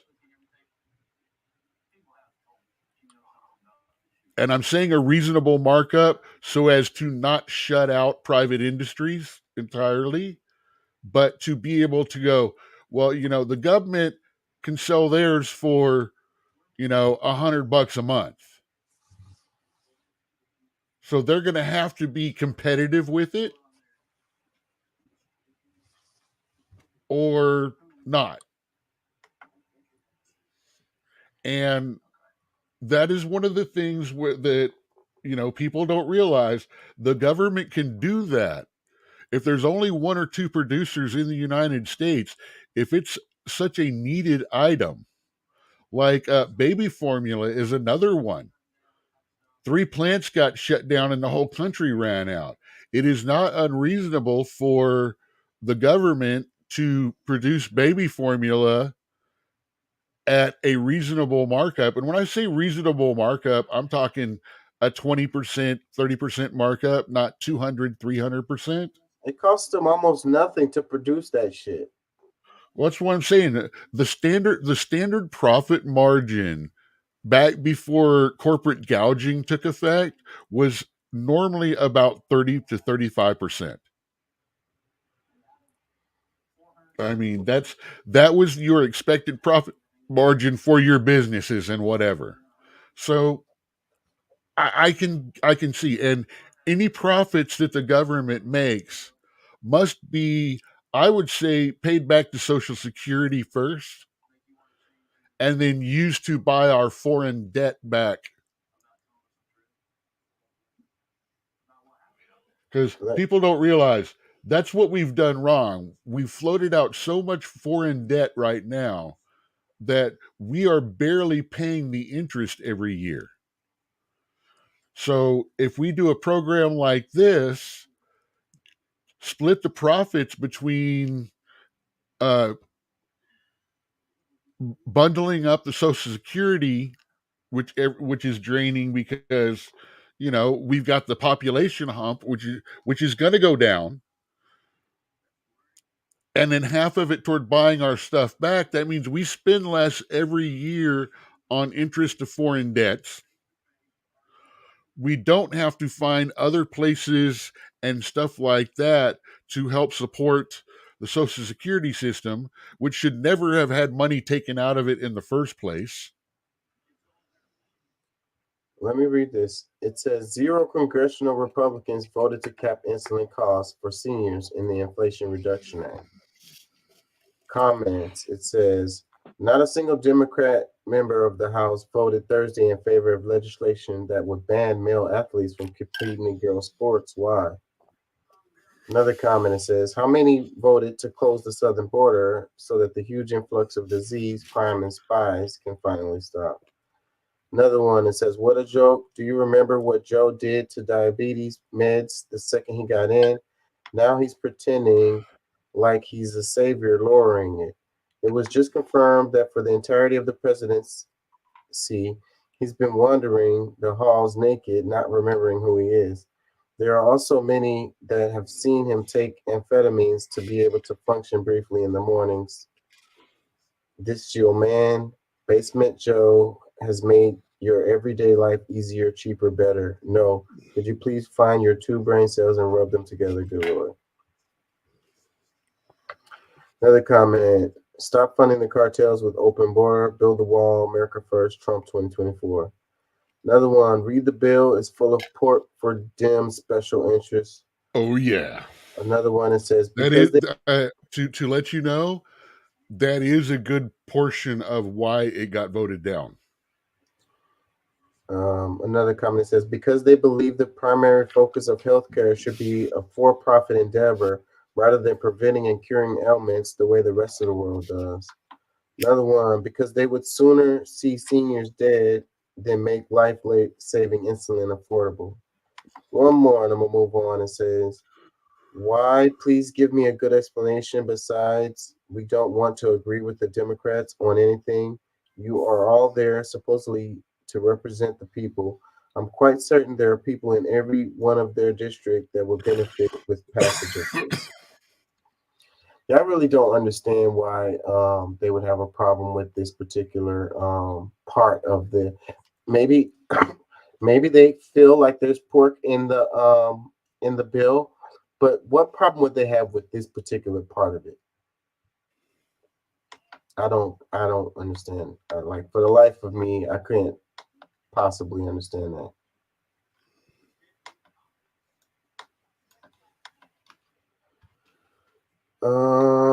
Let's see. Let's do this one. Democrats in the current system is to intentionally lose. I hope you'll let me explain, because as we navigate the tricky intersectional ethics of the upcoming 2024 election and beyond, it's important that we begin to understand this in our bones.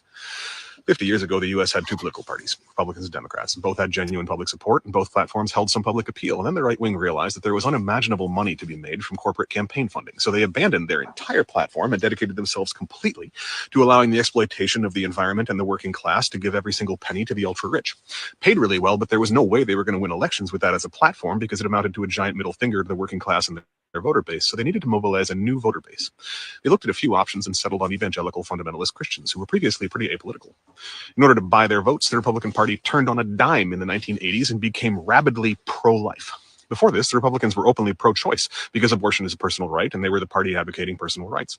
This marked the start of the modern culture wars, where the right invents boogeymen to terrify their base into ignoring the fact that their entire platform is basically steal all your money and give it to the rich, while destroying the environment we live in. The Democrats quickly followed suit, starting with Clinton.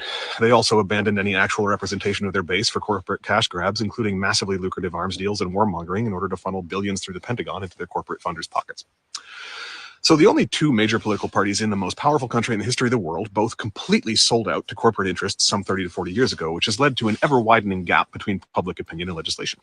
For example, polling shows that some 70% of Americans have wanted some form of universal health care for decades, but it's barred from even being seriously discussed. Citizens of the U.S. are shocked shockingly aligned on most major issues. We all want the rich to pay taxes, not to watch our neighbors and families die from easily preventable medical issues, living wages, fair elections, breathable air, and not bombing of babies. Corporations want the exact opposite, or more accurately, they want the record-breaking profits they can extract from the opposite. This creates a real quandary for both Republicans and Democrats alike. How do you continue to get votes while aggressively working against everything your voters want? You already know the answer. They stage a farce where they pretend to be bitter enemies, and like any abuser, they both claim that they are the only ones who can keep you safe from the other. The Republicans pretend that they are the only thing preventing straight white Christians from being hunted for sport by hordes of black and brown trans drug dealers screaming pronouns and making up new genders. The Democrats pretend that they are the only ones who can save you from the coal-guzzling fascists literally storming the Capitol. The fact that one boogeyman is totally fictional and the other is very real doesn't change their tactical exploitation and the presentation of themselves as your only hope at all. And they've gotten really good at this dance. They do a great job at it now. They look genuinely enraged at each other as they denounce the other side of the aisle, while all of them vote unanimously for the same tax cuts for the rich and bloated military budgets and genocides that line their funders' pockets. The Republicans have it easy. Their platform of culture war has no relationship to their corporate funders, so when they get into office, they can do most of what they say they will. They'll criminalize abortion, defund social services, cut taxes, but only on the rich, never for you, institute a brutal police state, terrorize immigrants and LGBTQ people. The Democrats have a real problem, though. Their nominal platform is at odds with their corporate sponsors, so they do the only logical thing from that position. They intentionally lose. Every time they make a catch, win an election, they intentionally fumble the ball. We're all so used to seeing this farcical dance that we can't even really register it anymore, but the Democrats have had the Senate, House, and presidency simultaneously multiple times in the last few decades. At any one of those times, they could have actually made change. They could have codified Roe versus Wade. They could have passed legislation eliminating all student debt. They could have cut military spending, taxed the rich, passed universal health care. They could have capped emissions and maintained a livable environment. Our country and world could be very, very different than it is. It really doesn't have to be like the same old but if shit they did those over things, and over they would and then over. gain massive public support and actually run the country, but they would lose all their corporate funding. So that's not actually what they want. So they keep this incredibly fragile balance where since the Clinton years, where the Democrats sold out, the balance of power has been carefully maintained at almost exactly 50-50, giving both parties the ability to point the finger and blame the other for not getting anything done. It didn't used to be like that. The party that better represented the will of the population used to just win and then do what the people wanted. Like the 75th Congress, some 90 years ago, was 344 to 88. Because the Democrats, who held the 344, maintained a 95% tax on the rich and actually subsidized social services and education. If today's Democrats simply adopted the platform of their own party from 90 years ago, they would win every election in a landslide. But they actively don't want to win. For many of us millennials, this was really driven home by the 2016 election cycle. Polls were crystal clear. In every single poll, Bernie Sanders beat Trump by double digits and Hillary Clinton lost to Trump. The DNC pulled out all the stops. They lied, cheated, stole so much in order to force Sanders out and put Clinton up as the candidate that it was impossible not to see it. It looked insane to many of us. We felt crazy. I remember literally watching them kick Sanders delegates out for asking questions that they didn't want to answer at the Democratic National Convention in May. I remember watching them shut down polling places where Sanders had strong leads. All the things that the MAGA thinks happened in the 2020 election, the DNC literally did and didn't even bother to hide in 2016. They were taken to court for it, and they didn't even deny that they rigged the primary. They just said, hey, we're a private company. We're under zero obligation to run fair elections. We can nominate whoever we want. The voting is just a farce. That was their legal argument, and they won with it. I remember hearing people scream at the DNC officials, do you want to lose? And slowly understanding that, yeah, that was exactly what they wanted. They would literally rather lose with Clinton than win with Sanders. Because when they lose, they can then say, gosh darn it, we tried, but they won this round. Please donate more. They get to look like the good guys who keep trying, but just keep getting beaten down by the forces of fascism and racism and hate. As losers, they're noble victims. But when they win, they have real problems like what we're seeing now with Biden, where they have to try and hide the fact that they are also the forces of fascism and racism and hate.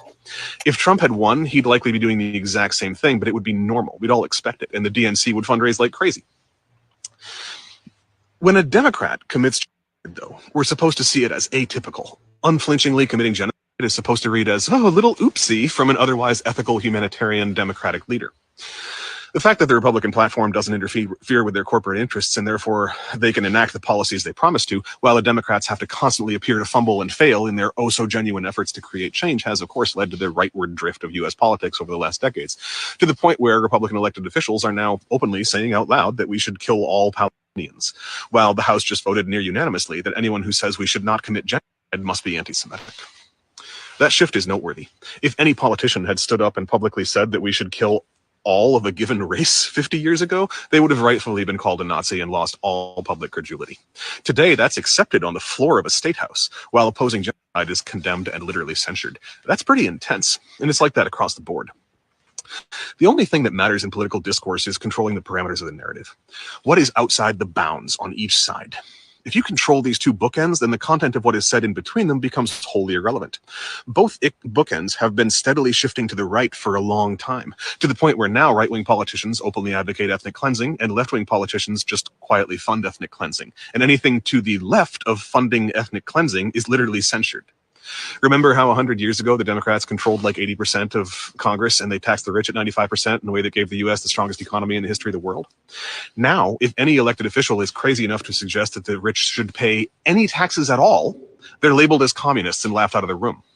So I paid more taxes than Jeff Bezos last year. The cost of living's through the roof, federal minimum wage is still $7.25, and we're watching our tax dollars bomb babies. But the Democrats, who are currently the ones bombing babies, are our saviors. And if we just vote for them a little bit more, then they'll save us all. Most notable in all of this is that if anyone speaks up who actually represents the will of the American people, they're mocked and driven out of the conversation. So people like Claudia de la Cruz or Cornel West are effectively barred from any presence in the mainstream media, or if they are covered, it's as an anomaly and immediately condemned as stealing votes from the real candidates. Notice that framing. It's not that Biden or Trump are losing through their complete failure to represent anything like what the people want. It's that anyone who represents what the people want is stealing votes from them. If you'd like to understand the mechanisms and expressions of this political narrative of control better, I can't recommend Chomsky enough. Since reading his master work, Manufacturing Consent, a Propaganda Model of the Media, I have never seen the world the same way. That book is dense, but he covers the same content in a much more digestible fashion in the 1988 CBC Massey lectures titled Necessary Illusions, which is also in print as a book by the same name. But that's a 4-hour lecture set from 35 years ago, and it's worth every second. But don't take my word for it. Just watch and look at the track record. If the Democrats wanted to win, they'd do what 75% of the country wants and stop funding genocide and enact a ceasefire. But they're doing the exact opposite, and it may very well have the effect of putting Trump back into office.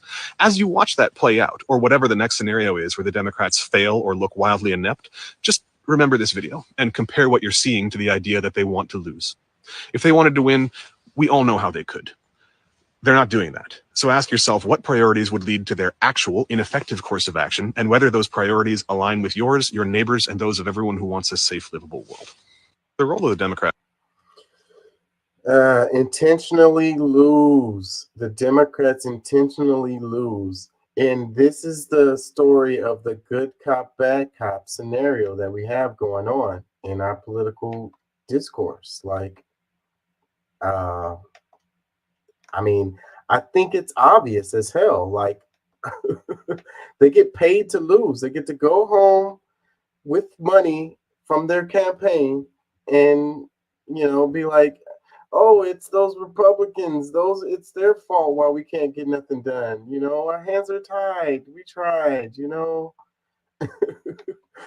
Freaking, if it's, it's obvious as hell. Like, it's super obvious. You know, I don't give the Democrats a pass. They are freaking complicit in this situation. You know, two wings, same bird. It is what it is. It's really, really clear.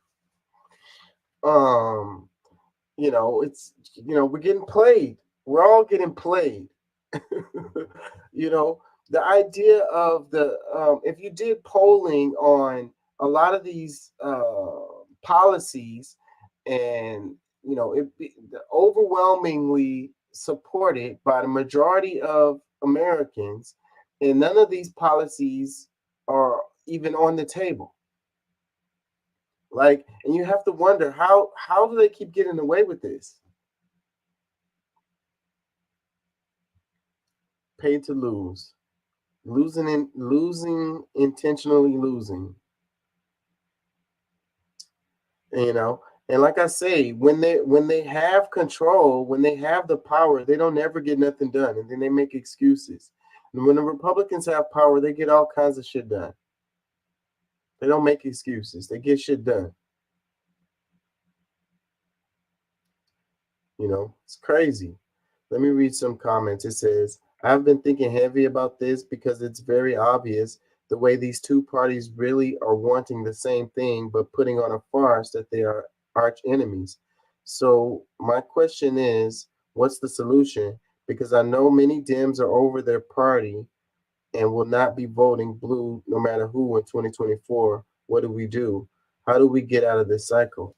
I don't know how we get out of it, but I tell you what's going to happen. Trump's going to win.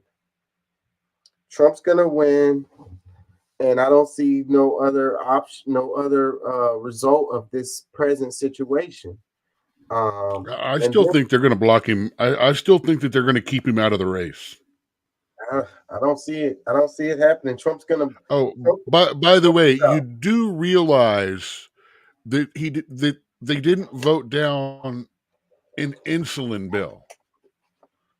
It was the Inflation Reduction They voted Act. down the Inflation Reduction Act, which included an insulin cap on cap. insulin. Yeah. So to keep calling it voting down an insulin cap is completely morally and ethically bullshit. Okay. It is not, because you are deliberately obfuscating the fact that the whole bill, you're making people believe that the whole bill was about insulin reduction. That it wasn't about green energy, and it wasn't about taxes off for EVs, and it wasn't about a green bank and a whole bunch of other stuff. You by saying that they voted down insulin, that's not what they were voting down. They were voting down the other crap in there. I mean, it's not,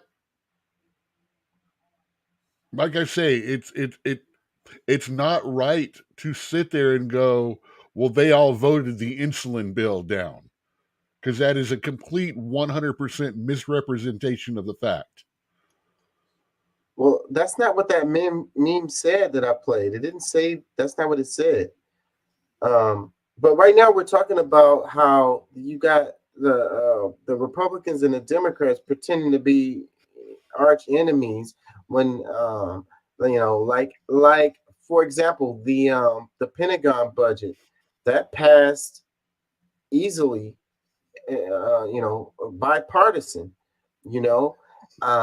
and whenever you see things that other than this guy's mainstream left version of Israel, everything he said is stuff that we've been saying pretty much the entire time you've been doing this show. Yeah, literally, I for a fact walked the whole DNC, Bernie getting a house, to them wanting Hillary to lose. I was all about that. Yeah, we definitely covered it, and a lot of the stuff that he was saying, we've been saying here on the show. The part of them pretending to hate each other, is the part that I think a lot of people need to try to understand. Like, Washington D.C. is small, really. These people, they go to the same bars, their kids go to the same schools. They hang out with each other. Like, when you see them on TV, they're all like, acting like they hate each other and they're fighting with each other. But as soon as the cameras aren't rolling, they're, hanging out with each other, drinking martinis, and then meanwhile, the rest of the country is at each other's throats with, the stuff that they're saying, getting us caught up on these culture wars or whatever, all this different little stuff to fight about. And the truth is, the majority of Americans agree on the main topics of things, but they are really good at finding the few things that we disagree on and put that, up in the media and getting us to focus on that. The ones I keep calling the gray areas. And the ones where you're not going to get to, no matter how many people you can get to almost agree, there will never be enough people. There's no place that they will actually meet in the middle on most of these. And that's why they pick those particular topics, because they know this already. you know. But if we could just like not focus on those particular topics and look at the ones that we do agree on and move forward on that stuff, you know, it's like it's what has happened is we've gotten to this point where there's See, like a that now stalemate. you're starting to sound like me. Yeah, That's well, I've what been I saying keep saying. we've gotten to this point where it's a stalemate in the government, where you know we're not moving forward at all. You know, nothing is getting done. It's like they're talking about impeaching Biden now. Like, you know, impeachment inquiry for Biden is what they're talking about. Like this kind of stuff. How is this helping the American people? Like what kind of way, whether he gets impeached or not or whatever, how are the American people going to benefit? What do we get out of that deal? You know, like what the fuck? You know, how come they're not over there talking about stuff that's going to actually help people? You know, it's going to improve our situation. And where was this energy when everyone was impeaching Trump though? I felt the same way. I'm sure we can go back and play the video, and I was saying the same thing then. It's no benefit to the American people. To me, all this modern bullshit politics, I noticed it when the Republicans went after Bill Clinton for the whole Monica Lewinsky scandal. Because if you look at the number of bills that were bipartisan and you know reasonably voted for, to where you could see both sides would vote a little for, both sides would vote a little against. It was more what the people wanted and less party lined. And then from then on, like 95 on, there's hardly any bipartisan action. There's hardly any across the board situations, unless it's one of those, it was a slam dunk and, you know, both sides were either yay or both sides were either, oh, hell no. I mean, we stopped cooperating with each other. We drew lines. And one of the reasons that drew lines was because to a lot of people, it crossed the lines of he's the president in chief, you know, he's the number one guy, the military. Should he be tried under military law? You know, do we have the right, the public have a right to know and about all of that? And then a bunch of people are like, no, it's none of our business. That's between him and his wife and her. That's not national news. Oh, well, he had the CIA guard the door, or the Secret Service guarded the door, and blah, blah, blah. And it's like, well, yeah. And as far as the tried by a military tribunal, no, he's a civilian president. The civilian is in charge of the military. Therefore, while he is the highest officer of the military, he is also still a civilian who falls under civilian jurisdiction as far as law goes. The whole time this guy was talking, my eyes was drawn to his dog in the background, just chilling. I wonder if he framed the camera for that reason. His dog is just chilling, bro. It looked like it's a freeze frame back there, but his dog is just chilling. If you really watch, you'll see his ears move a few times. I was going to say, it looks like he's green screening. No, it's real. The dog's, look, there goes the dog moving his head right there. This dog is just chilling, bro. Let me read some comments. It says, dudes that wear that style of hat only do two things: lecture really well and play Settlers of Captain. Another comment, it says, I love how NYT staff writer made a TikTok to rebuke this. Another one, it says, his point near the end of how the two-party system views votes for outside parties as stealing votes away from the main parties is dead on and very important. No party or individual is entitled to our votes. And that's what they say every time. It's like, oh, you're just being a spoiler. That's why people that vote against somebody.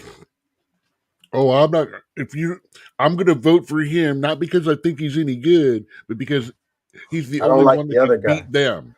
But that's what sucks, and that's what they sell to us over and over. Especially, that's all the Democrats have going for them right now. They're like, you can't let that guy win, so you have to vote for us. And that's all they have. They're not giving no policies for people to support. You just you can't vote for that guy, so you got to vote for us. That's all they have. I personally think that tax that $3 government fund that goes toward public that they're allowed to draw from. I don't think that should exist. I don't think the government should support anyone's candidates. Matter of fact, I think any congressman, mayor, or public figure that uses the mail office or account for their mail for their office to send out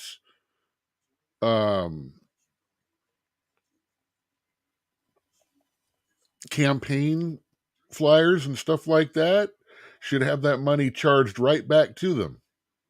And this is where at the end he was talking about solutions, and these are where we need to be focusing on for solutions. The money in the politics is the issue. They got the perfect ass little system, and see, it's all about the DNC raised funds to get these people elected. The RNC raised funds to get these people elected. If they don't have those funds, then they don't have a shot at winning at all, period. So that makes it, it has to be a DRR, because otherwise they're not going to get radio ad play. They're not going to get video ad play. They're not going to get, what damn smoke detectors going on? Smells like, hold on, y'all. Let me figure out what the freak is going on here.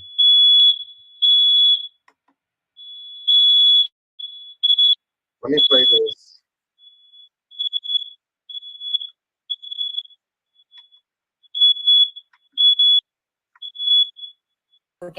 For raising.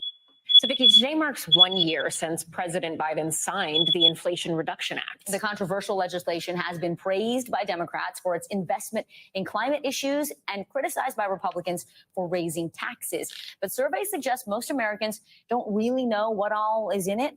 Lucky for us, our Noah Pransky is here to explain it. Hey, Noah. Hey there. So What is in it? The things in it, you got climate investments, healthcare reforms, corporate tax reforms. On their own, all of these are individually popular. And as the legislation turns 1 today, the president wants you to know who was responsible. We've heard lots of debate about the Inflation Reduction Act. The most important investment we've ever made in our energy security. The biggest tax hike in the history of our country. But do you really know what's in it?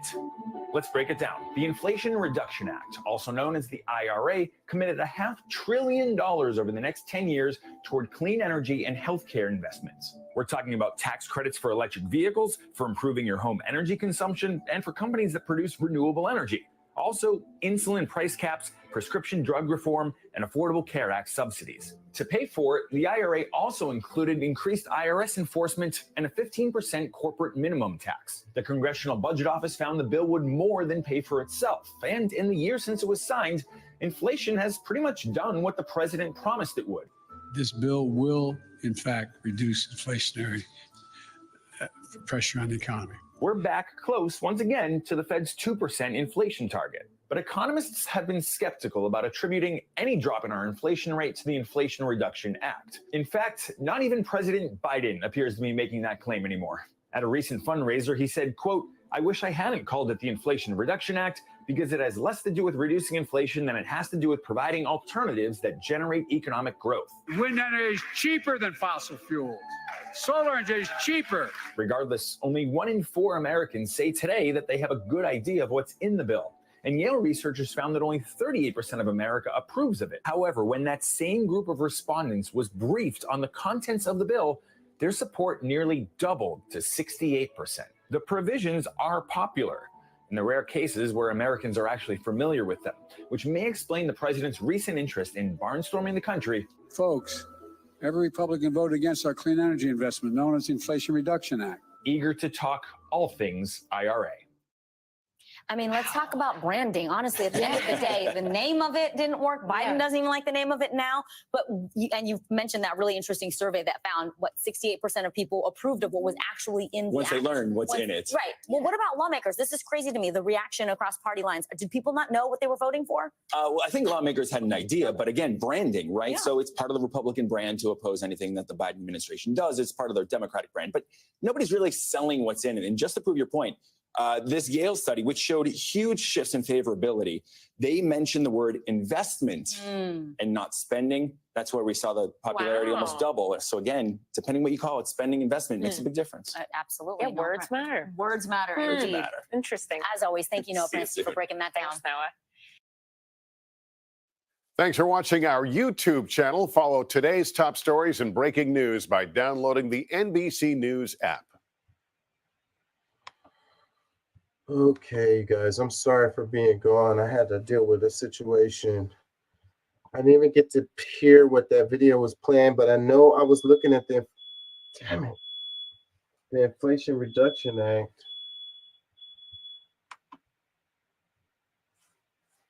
And we were talking about, you just pull the battery till after the show.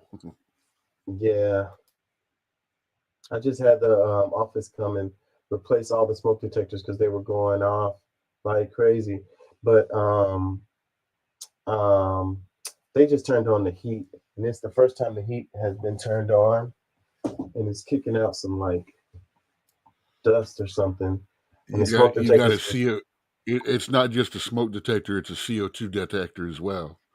yeah. That So way, if it's, the CO2 levels get too high, it goes off like if something's burning the oxygen out of the room, but it's not a fire. right. Right. It'll go off. So that's what it's. Yeah, right. When you fire that heater up that first time, it almost always does that here. Since Yeah. we only use them about 3 times a year. Right. That's the issue. What did it say in this video? It talked about the Inflation Reduction Act. What did they say?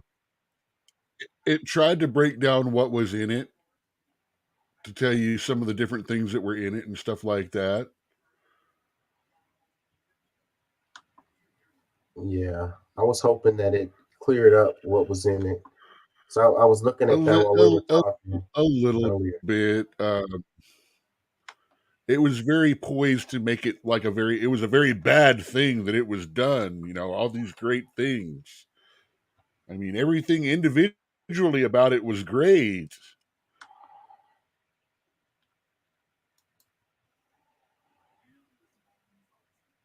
Anyways, let me read some more comments on this video that we watched. This one, it says, this also explains why the DNC is ignoring the Biden numbers. Yeah, man, it's like they really should, if the Democrats want to win, Biden shouldn't be running. They should put somebody else in there.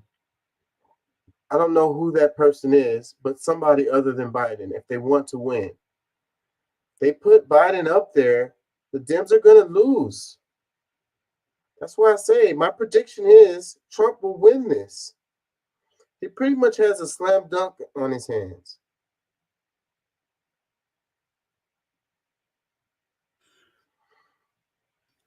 Well, as much as I hate to say it, I'm pretty sure DeSantis can beat the potato.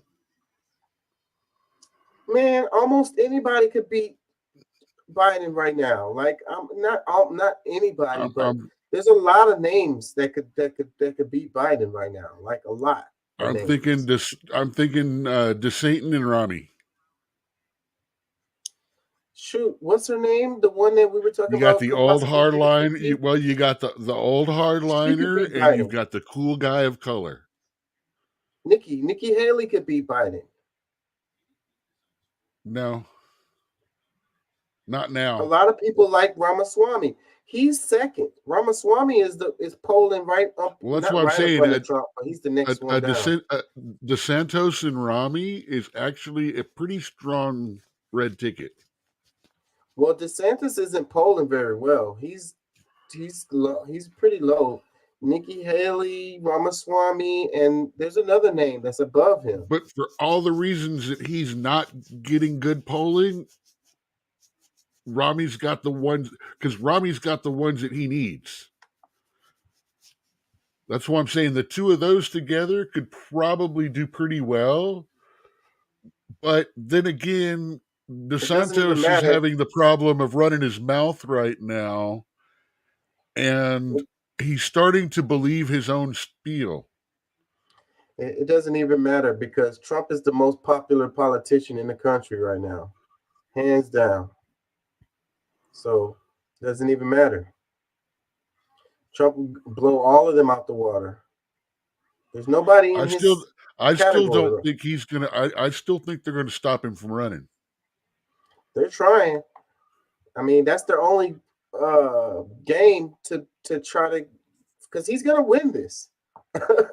He's going to win. Well, they're not going to win by getting him pulled off the ballots. That's going to fail because he's not being convicted of anything. However, if he does get convicted of certain felonies in some of this, like the Georgia one, he could. Well, they're actually he's more likely to get convicted in the New York ones than he is the Georgia one. Yeah, the Georgia one is just the chick throwing shit against the wall, seeing what will stick.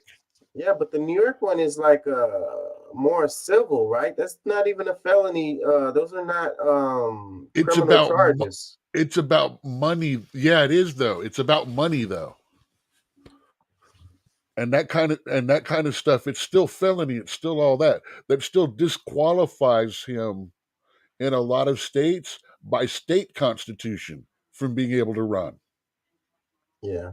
Well, if they were to do it in that way, then the country's going to fall apart. Like it's going to break apart. Yeah, all this is about all like I said, you know, if they can get him, I think there's 12 or 13 states that you can't run if you've got a felony, if you've had a felony in a public or financial field or something like that, because you're considered untrustworthy or no faith, whatever that is, when they don't have faith in you and in your ability to like hold office or whatever. Yeah. I can't remember the actual words for it. Let me read this one. It says the biggest takeaway is that both parties serve and protect ruling class interests while blocking any forms of meaningful democracy for the rest of us. Our democracy is an illusion that operates within the acceptable confines of the capitalist political interests. This is an unavoidable and intentional built-in feature of capitalism. Nothing short of the full and complete appropriation of all political powers by us, the majority, will fix this. Until the ruling class minority is fully repressed and all state power is wielded by the democratic rule of the working class, we will never see our needs fulfilled. As long as the ruling capitalist class has access to state power, the Dems and Republicans will forever keep us enslaved to their masters, and their media outlets will continue to keep us feeding right out of their hands. Man, the system is that is the most ridiculous shit I have ever heard in my life. The system is designed to work in this way. You know, it is. And money. Yes, money our constitutional republic is designed to work. This guy is talking about communism and mob rule, socialism and mob rule. That's what that was, the way he was wording it. Yeah, well, I don't agree with. He doesn't understand that we don't live in a pure democracy.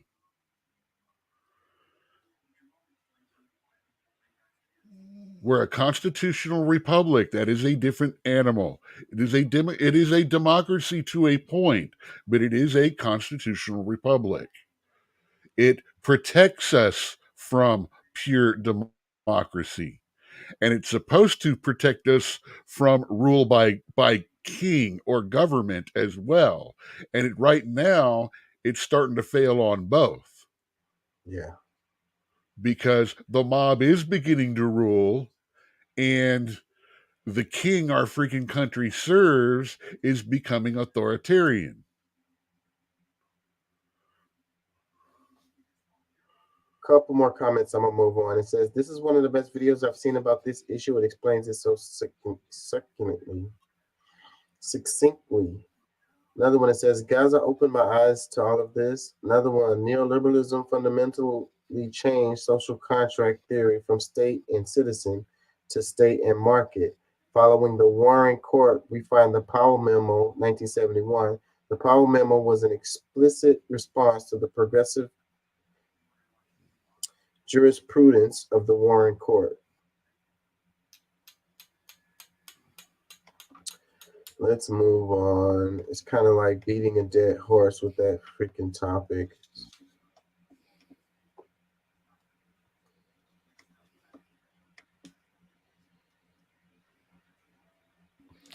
Oh, another thing that they don't bring up about the way they took 45 off of the Colorado thing, you can't. He will even be ignored if he's a write-in candidate. So if people were to write in DT or 45 for as a write-in candidate, they literally would throw the vote out. Yeah. So there was a shooting. It says people were seen clinging to the ledge of a building during the worst mass shooting of Czech history when a student at Prague University went on a days-long shooting rampage, killing at least 14 people and wounding dozens more.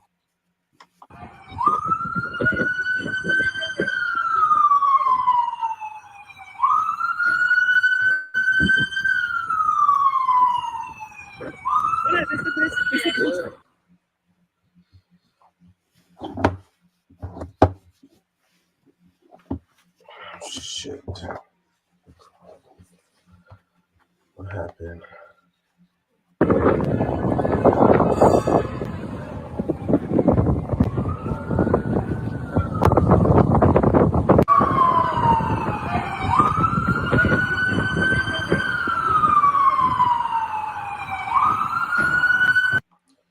Yeah, it's not much. It's not showing much in this clip, but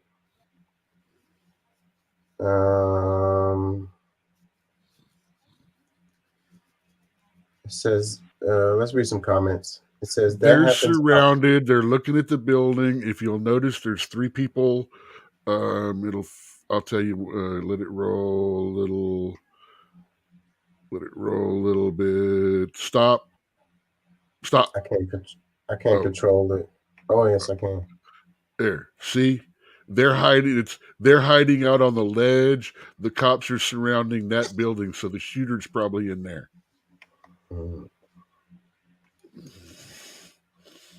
It says a comment. It says it's not possible to catch all these men who don't feel well before they do something like this.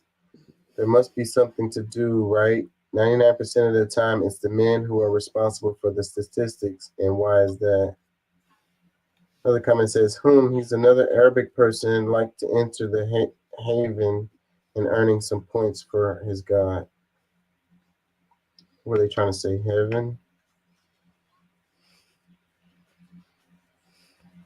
It says, wait, the cop is hiding and a woman is strolling by looking at her phone. Weird. She probably just not aware of what the hell's going on. People don't pay attention to shit, especially when they got their head in their fucking phone. It says, horrible tragedy. It says, people put metal detectors to entrance of all schools and universities, bulletproof locked entrance, and guards for security. The best secure I've ever saw had all these when went to an interview to teach 8th grade literature. Please, we have to protect those who need our protection. Tell me you live in a rich white school area without telling me you live in a rich white school area. Yeah, because that's a lot. That's expensive. And then having a bunch of security, I don't think that's the answer Hell, anyways. I remember back in the days they weren't allowed to have those metal doors and shit like that because in case of fire or something like that, you can't kick them open or kick through them. Yeah. Of course, that was back when the active fire drills were called nuclear bomb drills, and it was the exact same damn thing. Get under your desk. Be quiet. Don't say no. Yeah, like these little friggin' desks are going to save us from 2,000 degrees Fahrenheit.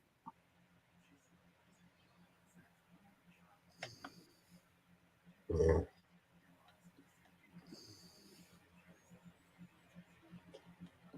Oh, this is on this. So it says, we covered a little bit of this, but it says Supreme Court denies special counsel's request to take up Trump's immunity claim in January 6th case. So the Supreme Court has denied special counsel Jack Smith's request to immediately take up former President Trump's claim of immunity from persecution in his federal election interference case. The court declined to grant a writ of certiorari before judgment, meaning it will allow a federal appeals court to hear the matter first, which is what Trump's team had urged the court to do. The decision effectively keeps the court out of the case for now and could mean the case March 4th trial date could be delayed. Yeah, so I don't know. I don't know. I guess does it work in Trump's favor or not? That's the question with this I have. I believe this particular one is his claim of immunity to anything because he was actually president at the time.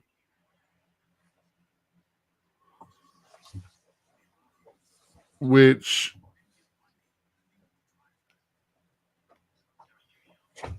sounds to me like kind of a crock, but basically the Supreme Court, I'm surprised. If the Supreme Court was riding him like everybody seems to think, they would have been more than happy to take that case up and toss it. Of course, at the same time, they may want to not look like they're showing favoritism and send it through the lower court, which this one is, what state is this one in? This is the Georgia. They're talking about the Georgia one. So the Georgia one has to go to the 11th Circuit Court of Appeals. And if they say toss it out, it's over. If they say no, they're going to appeal the decision to the Supreme Court, in which case we all know the Supreme Court's going to toss it. Okay. They're not going to say he's immune because he was president at the time, which I believe this is what they're talking about on. I think this one is the documents case. See, there's so many different fucking cases I can't even keep track of them. And I've got notes over here. Freaking yeah, man, it's crazy. So, but maybe the Supreme Court just, they want to go through the proper procedures. You know what I mean? They're like, y'all not going to be jumping over the proper procedures. We're going to do this properly, and that's the way it's going to go. Well, you noticed all of a sudden I know the direction and what's going on, how to get to the Supreme Court and why this crap's taking so long. That didn't come out of nowhere. I've been researching that for a little bit as I've watched this court go on, because I wanted to see appeals and everything. Because the way this is all landing, they're pushing this further and further. They already made him pretty much miss the primaries. I mean, he's not gone on stage. He's pretty much done nothing primary wise. No, yes, he is. He's in Iowa. Well, I mean, if you mean he's not campaigning, he's campaigning. He was in Iowa this week, and the Iowa caucus is coming up in a month, I want to say. That's what I'm saying. He's not doing the big caucuses. He's just doing he's not doing some of the debates and other things like all the other ones have been. He's not been able to. No, he could have been on the debate stage. He chose not to. He chose to not partake in that shit, and they probably told him that was a good idea, and it probably was, because he's already blowing them out the water with the polling, so it could only hurt him to go to those debates. Well, they're keeping him at minimum public speaking right now because he's got a gag order from 2 different courts. Yeah, but we all know he can't keep his damn mouth shut. He's still been doing his Trump rallies. He was in Texas not that long ago. Recently.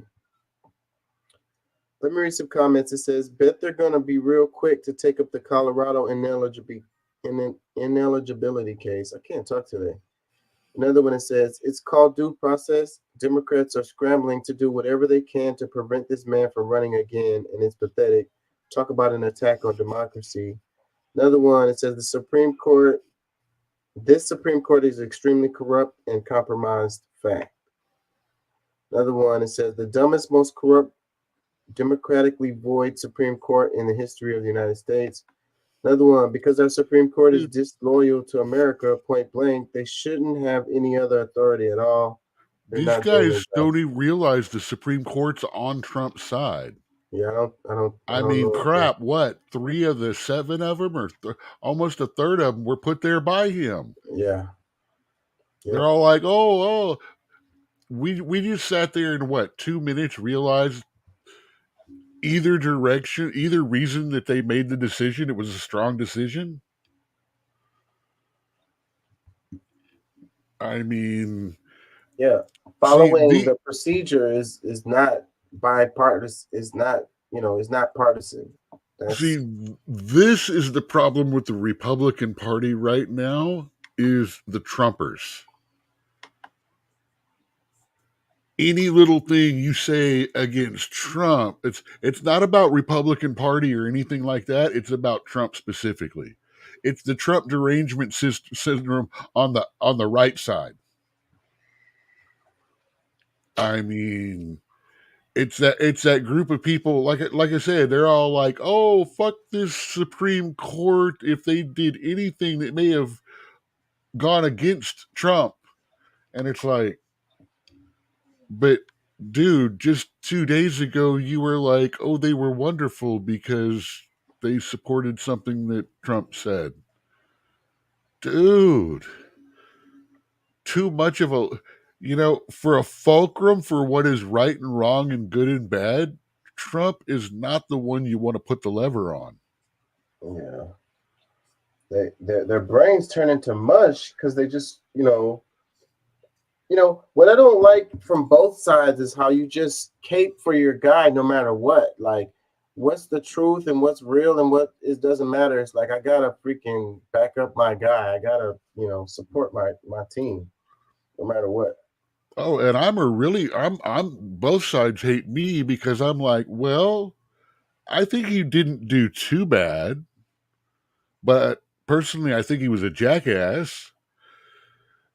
I mean, that pisses off both sides right there. It's like, because I said something positive for him and I said something negative in the same sentence. And it actually qualifies pretty well if you think about it. He wasn't as bad as people want you to believe he was. He did some good shit.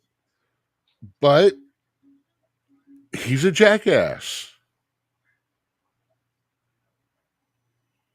But most New York businessmen, CEOs, they are jackasses, just the way he is.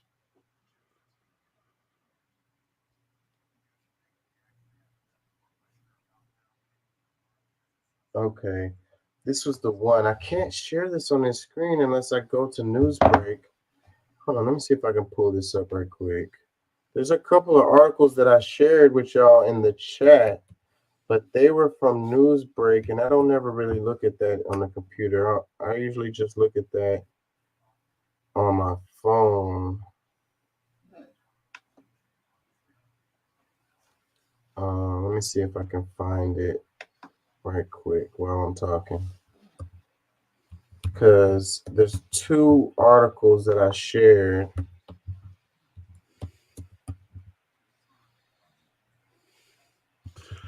All I got to say about this right here is remember that all that new rail system that's about to go in? If that money's on the table, why would anyone be trying to sell us one of the biggest steel companies right now? Yeah, this isn't that. It's not popping up. I'm not going to do this because this is taking me too much time and it's not working out. So yeah, let's go to this. It says U.S. Steel being bought by Japanese steelmaker in $14.1 billion deal. So it says U.S. Steel is turning Japanese. Once the world's largest company and symbol of U.S. manufacturing, might that count J.P. Morgan and Andrew Carnegie among its founders, U.S. Steel has agreed to be bought by Japan's Nippon Steel. The deal ends months of speculation over the 122-year-old steel company's fate after it rebuffed a $7.3 billion offer from domestic rival Cleveland-Cliffs over the summer. Assuming regulators and U.S. Steel shareholders sign off on the purchase, it would make Nippon the second biggest steel company globally and give it major presence in the U.S. market, which uses a lot of steel, especially to make cars. Yeah, I don't know if I like this right here. Like, we already don't manufacture very much here in the States. I mean, and we were talking about the electric cars not being the future and rail being the future of, transit for us. And that's so a whole lot of steel to lay down. And we're going to give away the manufacturing of the steel to the Japanese. Like, what the F? Like, can the government step in on this? It says, hold on, let me see. What did it say? Assuming regulators. Who are regulators? Assuming regulators and U.S. Steel shareholders sign off on the purchase.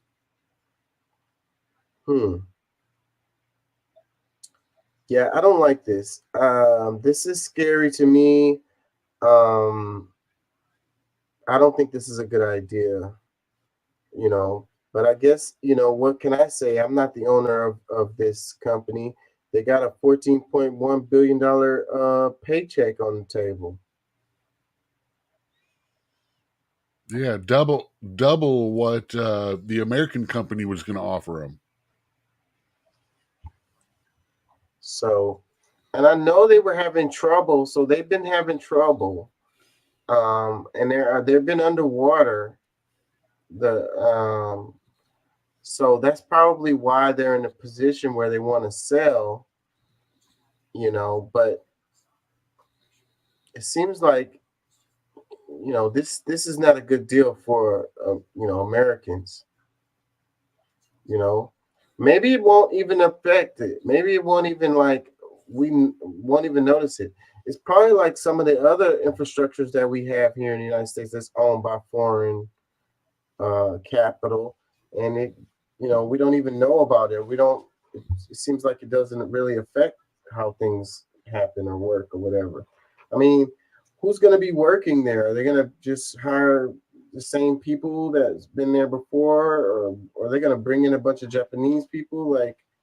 Or will they become more efficient as a result of this?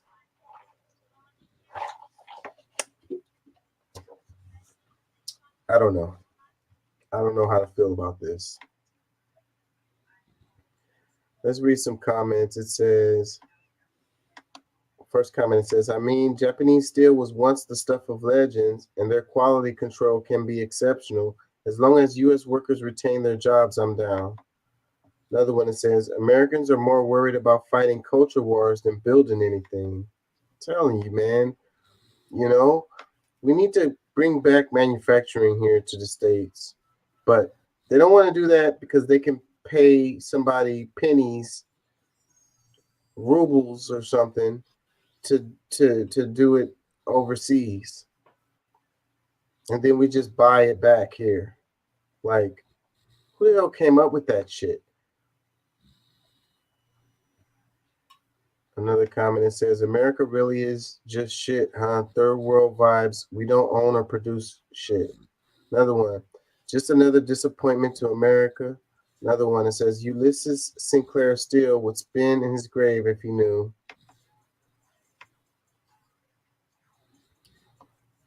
Another one that says, is it going to be called Japanese steel now? Excuse me. I've been fighting a cold. That's part of the reason why I didn't do the show last night. I feel like crap. I feel a little better today. Another one that says, this shouldn't be legal and somehow a United States company should take over. Very sad. One more. What happened to America first? Soon everything in this country will be foreign owned. Guess it doesn't matter when we see each other as the enemy. Ooh. Well, you ask whatever happened to America first. Remember, that's a main part of that MAGA agenda. So, since it's part of the MAGA agenda, it must be bad, right? Yeah, well, I think a lot of Americans was okay with that America First thing. Even people that were on the other side of the aisle. That's the reason why he used that as No, his, because that was xenophobic. I don't know about that. It went over well for the American people. That's the reason why he used that as his campaign slogan. I don't have a problem with America First at all. Sounds great to me. You know, whose ever mouth is coming out of. I mean, if they're actually doing it, if it's actually real, if it's actually true. Because that would mean we're not sending all this money to Ukraine and Israel. You know what I'm saying? That means that we're taking care of American citizens first. You know, fixing our infrastructure. You know,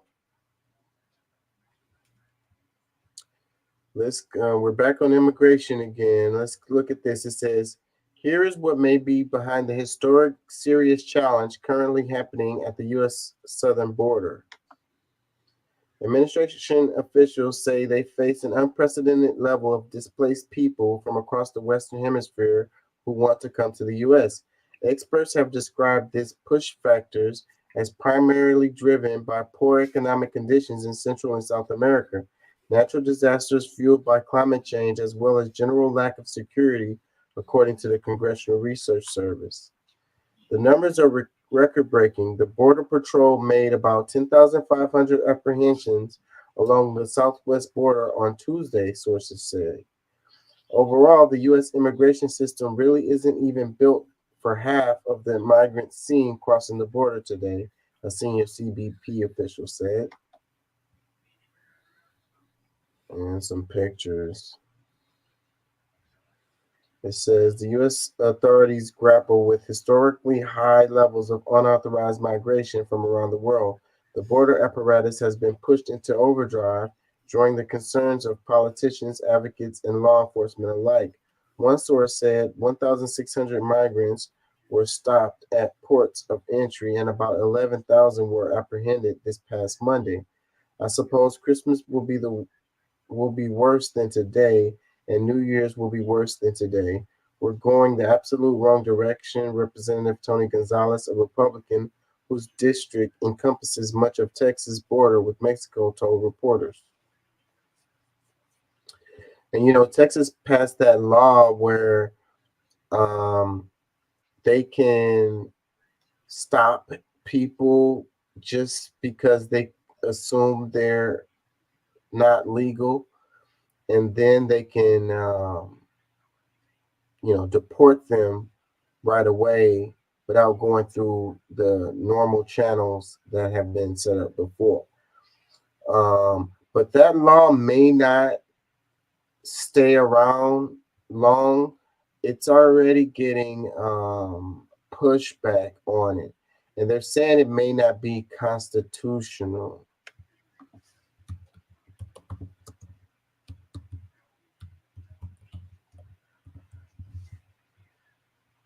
Let's see if we can find something on that.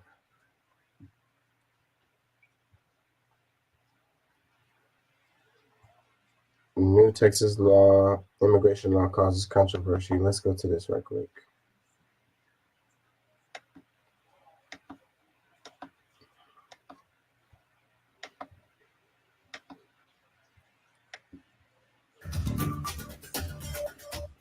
A new immigration law out of Texas is raising the question of just how far a state can go to address illegal immigration. This comes after the state's Republican governor just signed one of the harshest state immigration laws in modern U.S. history. Jared Hill has the latest details for you this morning. This morning, immigration taking center stage from the halls of Congress. Finding the middle ground is exceptionally hard, and both sides must accept that they will have to make concessions. To the southern border. The goal of Senate Bill 4 is to stop the tidal wave of illegal entry into Texas. Texas Governor Greg Abbott Monday signing a bill allowing local police to arrest migrants who cross the border illegally and giving local judges authority to order deportations. The only thing we are doing by this law is making sure that our law enforcement have the tools they need to actually take action against those who are actually coming across the border illegally. Data obtained by CBS News shows the Border Patrol apprehended nearly 7,900 people each day last week. That's up from 6,000 in October. This comes as former President Trump is being criticized for recent comments from the campaign trail. They're poisoning the blood of our country. That's what they've done. They poison mental institutions and prisons all over the world, not just in South America. But GOP voters in Iowa and New Hampshire overwhelmingly support mass deportations of undocumented immigrants. Meanwhile, CBS News has also learned that the White House is working on bipartisan negotiations over the border in exchange for aid to Ukraine and Israel. Jared Hill, CBS News, New York. So, yeah. Yeah, so I don't think that law is going to last. I think that one is going to get pushed down. Like a lot of the stuff, number of things that Abbott has been doing aggressively on the border, that's people are saying is unconstitutional. He's superseding the due process of the system.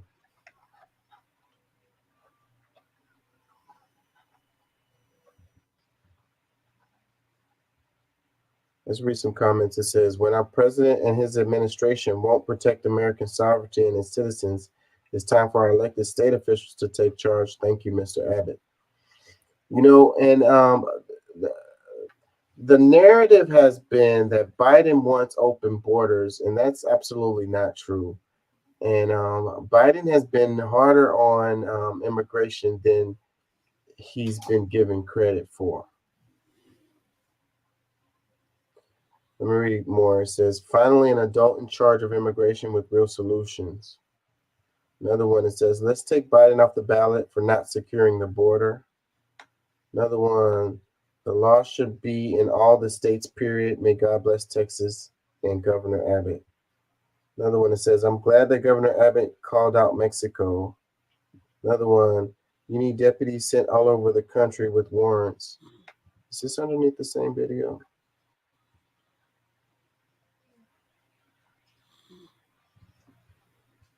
Or did I end up? Yeah, I flipped to that one. All these comments are probably going to say the same. Let's see. It says, our elected officials should be putting America first. Another one, thank you, Governor, for doing what's right in Texas and America. It says, report and deport, let people come legally. It says, in any society, if you want to encourage legality, you must discourage illegality. Well, okay. Well, if you want to encourage legality, then make it so where it's not so full of red tape and bureaucracy for them to do it legally. I think that you are encouraging illegality by the system being so full of bureaucracy and red tape and taking like 10 years for them to do it legally.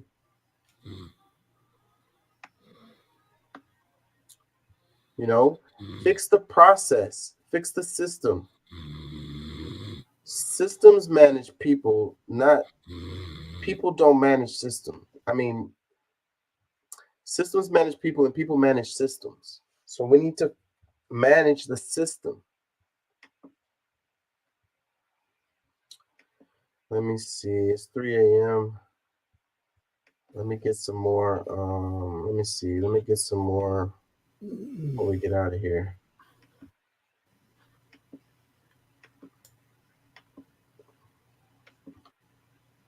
How long have we been on? You're at 2:51. Yeah, right at 3 hours. And I need a nap before I go and try to drive some. Yeah. Yeah, let me see what else we got here. Talking about the power plants in Texas.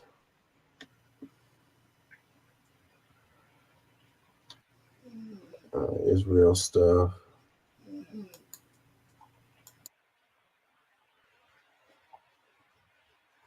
Let me see what I got in here. Let's go to Twitter. Because I got some stuff there I want to do.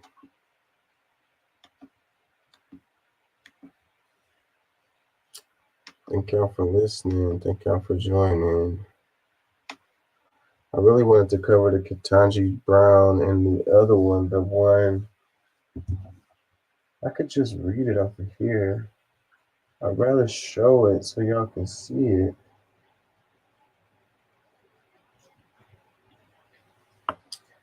One of the ones I wanted to cover, it says federal judge rules Massachusetts assault weapons ban is consistent with recent landmark Supreme Court decision. It says a federal judge ruled a Massachusetts ban on assault weapons is consistent with the recent landmark Supreme Court decision that establishes firearms regulations must be consistent with the nation's historical tradition. The relevant history affirms the principle that 1791 as now, there was a tradition of regulating dangerous and unusual weapons, specifically those that are not reasonably necessary for self-defense. U.S. District Chief Judge F. Dennis Saylor IV wrote in an order Thursday, the assault weapons prohibited by the Massachusetts ban are not suitable for ordinary self-defense purposes and pose substantial dangers far beyond those inherent in the design of ordinary firearms, the judge wrote. The Massachusetts law prohibits some semi-automatic weapons and large-capacity magazines. It was passed in 1998 and was made permanent after a similar federal statute expired in 2004, according to a judge's order.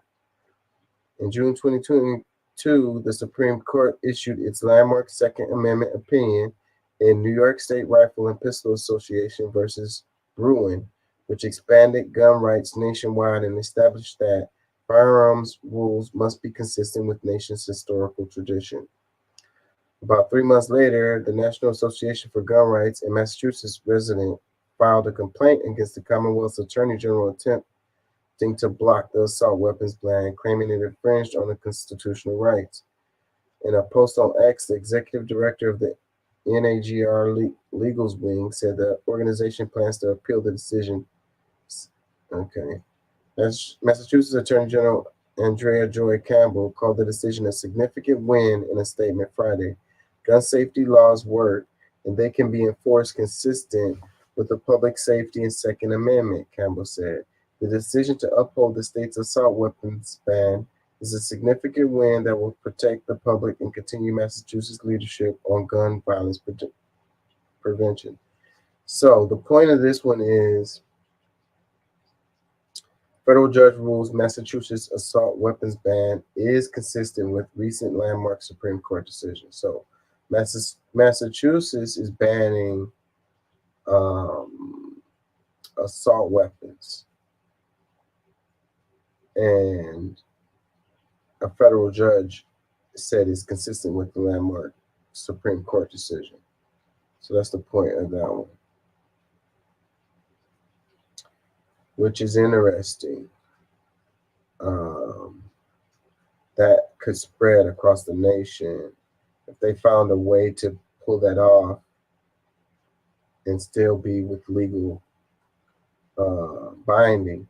But if, I don't know, with the makeup of the Supreme Court, if that, depending on the wording, because that's really what it's all about with the Supreme Court. So who knows? Let me look at this one. This one is the U.S. Supreme Court Justice Ketanji Brown Jackson named an ethics complaint. So, which is really weird because they recently did the thing with the ethics for the Supreme Court, but the reason why they was on that was related to Clarence Thomas. But then once it comes out, now they're going after Ketanji Brown Jackson out of all other ones. That's strange to me. It says a conservative organization filed the ethics complaint against Justice Jackson, alleging she failed to report her husband's income. It says a right-leaning organization has filed an ethics complaint against U.S. Supreme Court Justice Ketanji Brown Jackson. The Hill reported that the complaint from the Center of Renewing America accuses Jackson of intentionally failing to disclose important financial information on required annual reports pertaining to significant income from her husband's long-term medical consulting activities spanning the past 10 years. The group also questions if the justice... Hold on. My screen did something weird. They're trying to play ads. Hold on, y'all. These ads keep popping up. The group also questioned if the justice properly reported who funded her investiture ceremony at the Library of Congress. The complaint urges quick action and states that the conference prompt attention in a paramount public importance to ensure the equal application of the law. It requests that the Supreme Court refer Jackson to Attorney General Merrick Garland to further investigate the specifics of her husband's income from medical consulting. The Center for Renewing America was funded in 2022 by Russ Vought and an ex-official in the Trump administration who served as the director of the Office of Management and Budget. So this all sounds like political posturing, and it's really freaking sad that this is the state of affairs now. Everything is politically motivated, and, you know, we're not trying to get justice. We're just trying to get back at people or whatever. We're trying to go against our opponents and back up our, you know, our team. Sad, sad times.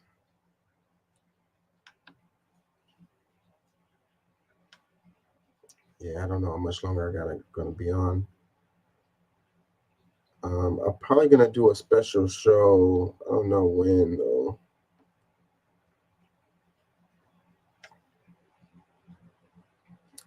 Am I sharing this? Okay, let's look at this. It says, breaking Iran's Revolutionary Guard Corps claim they can shut down the Strait of Gibraltar, which links the Atlantic Ocean to the Mediterranean Sea.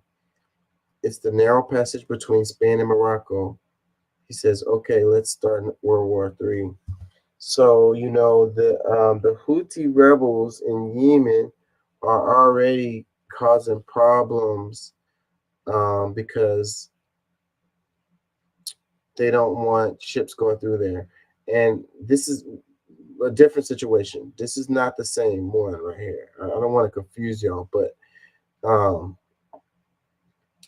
this is another escalation. So if the ships can't go through that other strait, and then they can't go through here, and then they're going all the way around Africa, This is causing problems.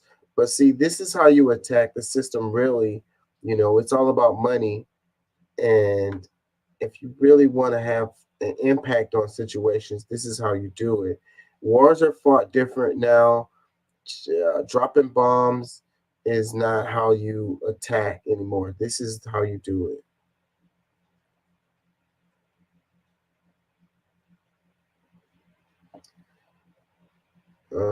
It says, for those interested, search for Western Sahara and Polisario Front.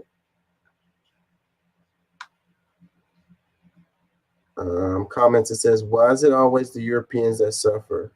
Another one, it says, because that's how the U.S. gets to stay number one. Damn ads. It says, but how Iran can do that? Sorry, I'm still a student of geopolitics. Another one, there's a military group or freedom fighters in the Western Sahara region of Morocco. This group is allegedly trained and armed by Iran, Hezbollah, and Algeria. Another one, Gibraltar must be given back to Spaniards. Okay. It says, the uniting of the three shield countries, Mali, Burkina Faso, and Niger, definitely made the Iranian presence in the region stronger. Wouldn't be surprised if armed forces in the region got Iranian drones. Also, the pathetic Operation Prosperity Guarding is falling apart. France, Italy, and Spain withdrew. Yeah, so, okay. The other thing where I was saying with the Houthi rebels in Yemen, so the United States was saying we're doing this prosperity guarding deal to, you know, protect the ships going through there and attacking the Houthi rebels. But like he said right here, France, Italy, and Spain withdrew from that because that's what they were saying. We have basically kind of sound like George W. Bush when he said we had the coalition of the willing. I can't help but to think of Dave Chappelle's skit on that coalition of the willing. He's like, who are those people? Well, some random countries that you ever heard of. I don't know, y'all. I'm getting tired. So here's this one right here. It says, so the U.S. Navy does not have enough warships to start Operation Prosperity Guarding against the Houthis.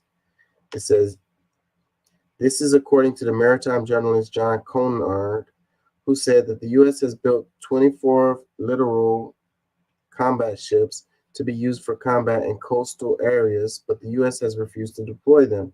The U.S. is confused and doesn't know how to stop the Houthis. France has already withdrawn from the group that was supposed to protect Israel's ships from the Houthis. The Houthis continue to maintain a blockade. If the U.S. dares to attack the Houthis, they can retaliate immediately because they have torpedo drones, missiles. Suddenly, the war will flare up and the Red Sea will be completely closed to all ships. It will be a huge blow to the economy in Europe. So yeah, Europe, like I said before, man, these guys at some point are going to turn on the United States. It says the Yemenis are amazing. They took a stand with their brothers and sisters in Gaza. They did so in quite a reasonable manner with warning and zero minimal loss of life. They even turned a captured ship into a lovely family tourist attraction. Brilliant. I hear sarcasm in there. You know, it's really difficult to fight, you know, the Houthis because they don't know where they are and they're smaller and they don't really have like a central command center, and you know, they don't have like a real army. Like, how do you fight against someone like that? They could just pop up. They're really mobile. They have light weapons, like cheap weapons. Like I saw a story that was talking about how they shot down one of the drones, the Houthi drones, and they used like $1 million missile to shoot down like a $1,000 drone. Like this is not gonna work. This is not working out. You know, you keep on doing that, I mean, you're losing. They got a lot of these $1,000 drones that they can just send out there, and you're using $1 million missiles to shoot them down. It's not economically feasible. It won't be able to be maintained over the long term. It's not effective. Let's do this one. Robert Wright. It says one company would own 40 plus networks, including CNN, CBS, HBO, MTV, and TLC. 30% of all movie releases, including Star Trek, DC Comics, Lord of the Rings, Harry Potter, and Scream franchises. This is too much power over what you can see and how you can see it. So it's talking about Warner Brothers Discovery and talks to merge with Paramount Global. So, you know, these national conglomerates, these big, huge companies that should be getting busted up. Antitrust is not what's happening. It's these mergers keep on happening, and they become so big and so powerful. There's nothing nobody can do, and that's the reason why we have these price fixing issues. That's the reason why we have this inflation. That's the reason why they can screw over us however they want, because there's no competition, and lack of competition makes a weak economy.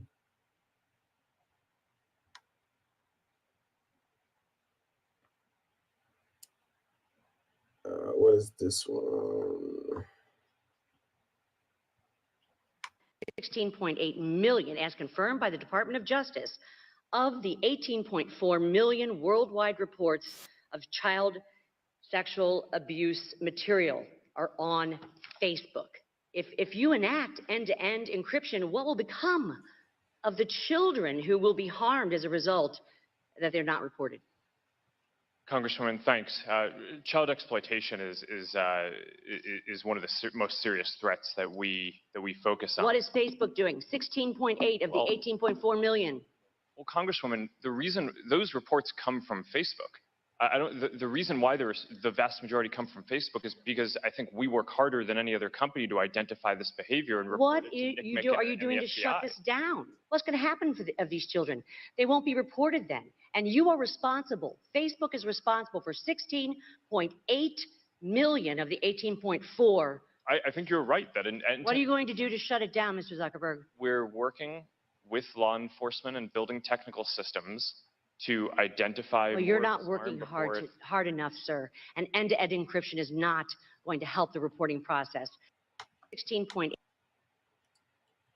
So it says, why do advertisers have an issue with X but not this? Really makes me wonder. It says Facebook former engineering director David Erb says the pedo network inside Meta platform is 100 times worse than anyone expected. Why do advertisers have an issue with X? And then it says, in 2019, Erb resigned in protest after he became disgusted with Facebook's plan to encrypt messages, which he believed would give pedos more protection. It says, it was 100 times worse than any of us expected. There were millions of PDs targeting tens of millions of children, Erb said during an interview with the Wall Street Journal. Once Erb discovered that Facebook was planning on encrypting messages, he threatened to resign because he was worried not enough was being done to confront Facebook's alleged problem. Days later, Erb was removed and placed on leave, prompting him to resign. I don't know, man. What kids are on Facebook anyways? Like, I don't know if there's any kids on Facebook. Comments, it says, I wonder where the Media Matters attack is on this. Does Disney still advertise on there? Double standards make their compliance obvious. It says exactly every platform has its problems. None are perfect. If people want to advertise on Meta, fine, but not advertising on X because of its problems and then flocking to Meta is extremely hypocritical. Man, I'll tell you what, my own personal experience is there's a lot of shadiness on Twitter, like in this area. Like it's a lot. Now, I don't know how much has changed recently. Like I'm not on those channels. I'm not looking at that stuff. I'm all on like politics and stuff like that. But I've seen in the past, I've seen a lot of stuff on Twitter that should be illegal, that is illegal, that goes down my timeline. Now, I haven't seen that on Facebook, so I think that it is a bigger problem on this particular topic on Twitter versus Facebook. And, you know, I'm sure Facebook has its issues. I mean, as far as what they're saying here, but, you know, it's been my experience that I've seen some really, really, really, really shady stuff on Twitter. So I think that Twitter needs to tighten up a lot more. And I'm sure Facebook needs to tighten up too, but Twitter is like a haven for this stuff. Yeah, I've seen stuff that's definitely illegal going down my timeline on Twitter. It's crazy. So maybe they're talking about, when they say Meta, maybe they're talking about Instagram. Yeah, because Instagram's got some crazy stuff on there. And yeah, I know it's some younger folks. They should do like an age thing on it, like they do on Facebook, where you have to put like you have to register like your name and age or whatever. And then that way they'll know, and then it filters out. Kind of like YouTube is actually probably the best at that, because like if the content is not for children, if the content is for children, there's no comments, there's no messages going back and forth on there. So then the Meta and Twitter can do that and make it so where no one can send messages to these people who are underage. You know, or maybe just keep them off of the platform altogether, like, you know. But then what stops them from lying about their age? So then you have to have something to verify who you are and that you're actually that person. But see, Twitter lives on the fact of people not, you know, being anonymous, people being anonymous. And that's why a lot of people like Twitter so much, so they can be on there and be anonymous. You know, it's much more difficult to do that on Facebook, you know. But you can do that on Instagram, though. I don't know. I think that the anonymous thing is a problem, you know, because then a kid could get on there and they could be anonymous and they could be a little kid and they could be, you know, sending messages back and forth. But like I say, YouTube does it the best with that. So the other platforms need to look at YouTube and what they do related to this particular topic and implement some of that stuff. It'll never be perfect. They'll always find ways, but you can just limit it.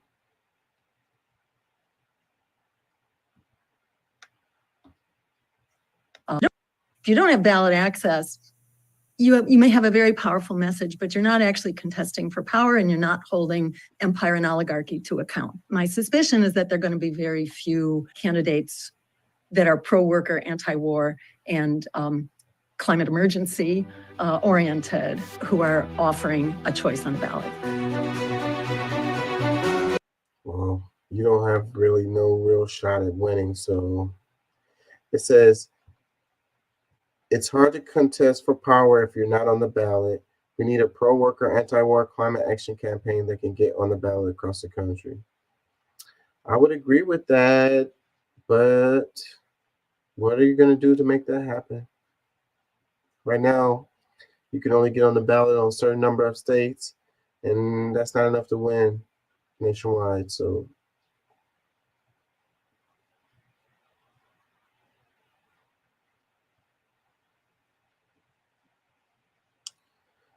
I'm gonna have to cover this later. I really want to cover this, so I'm gonna come back to this. I think I'm gonna get out of here because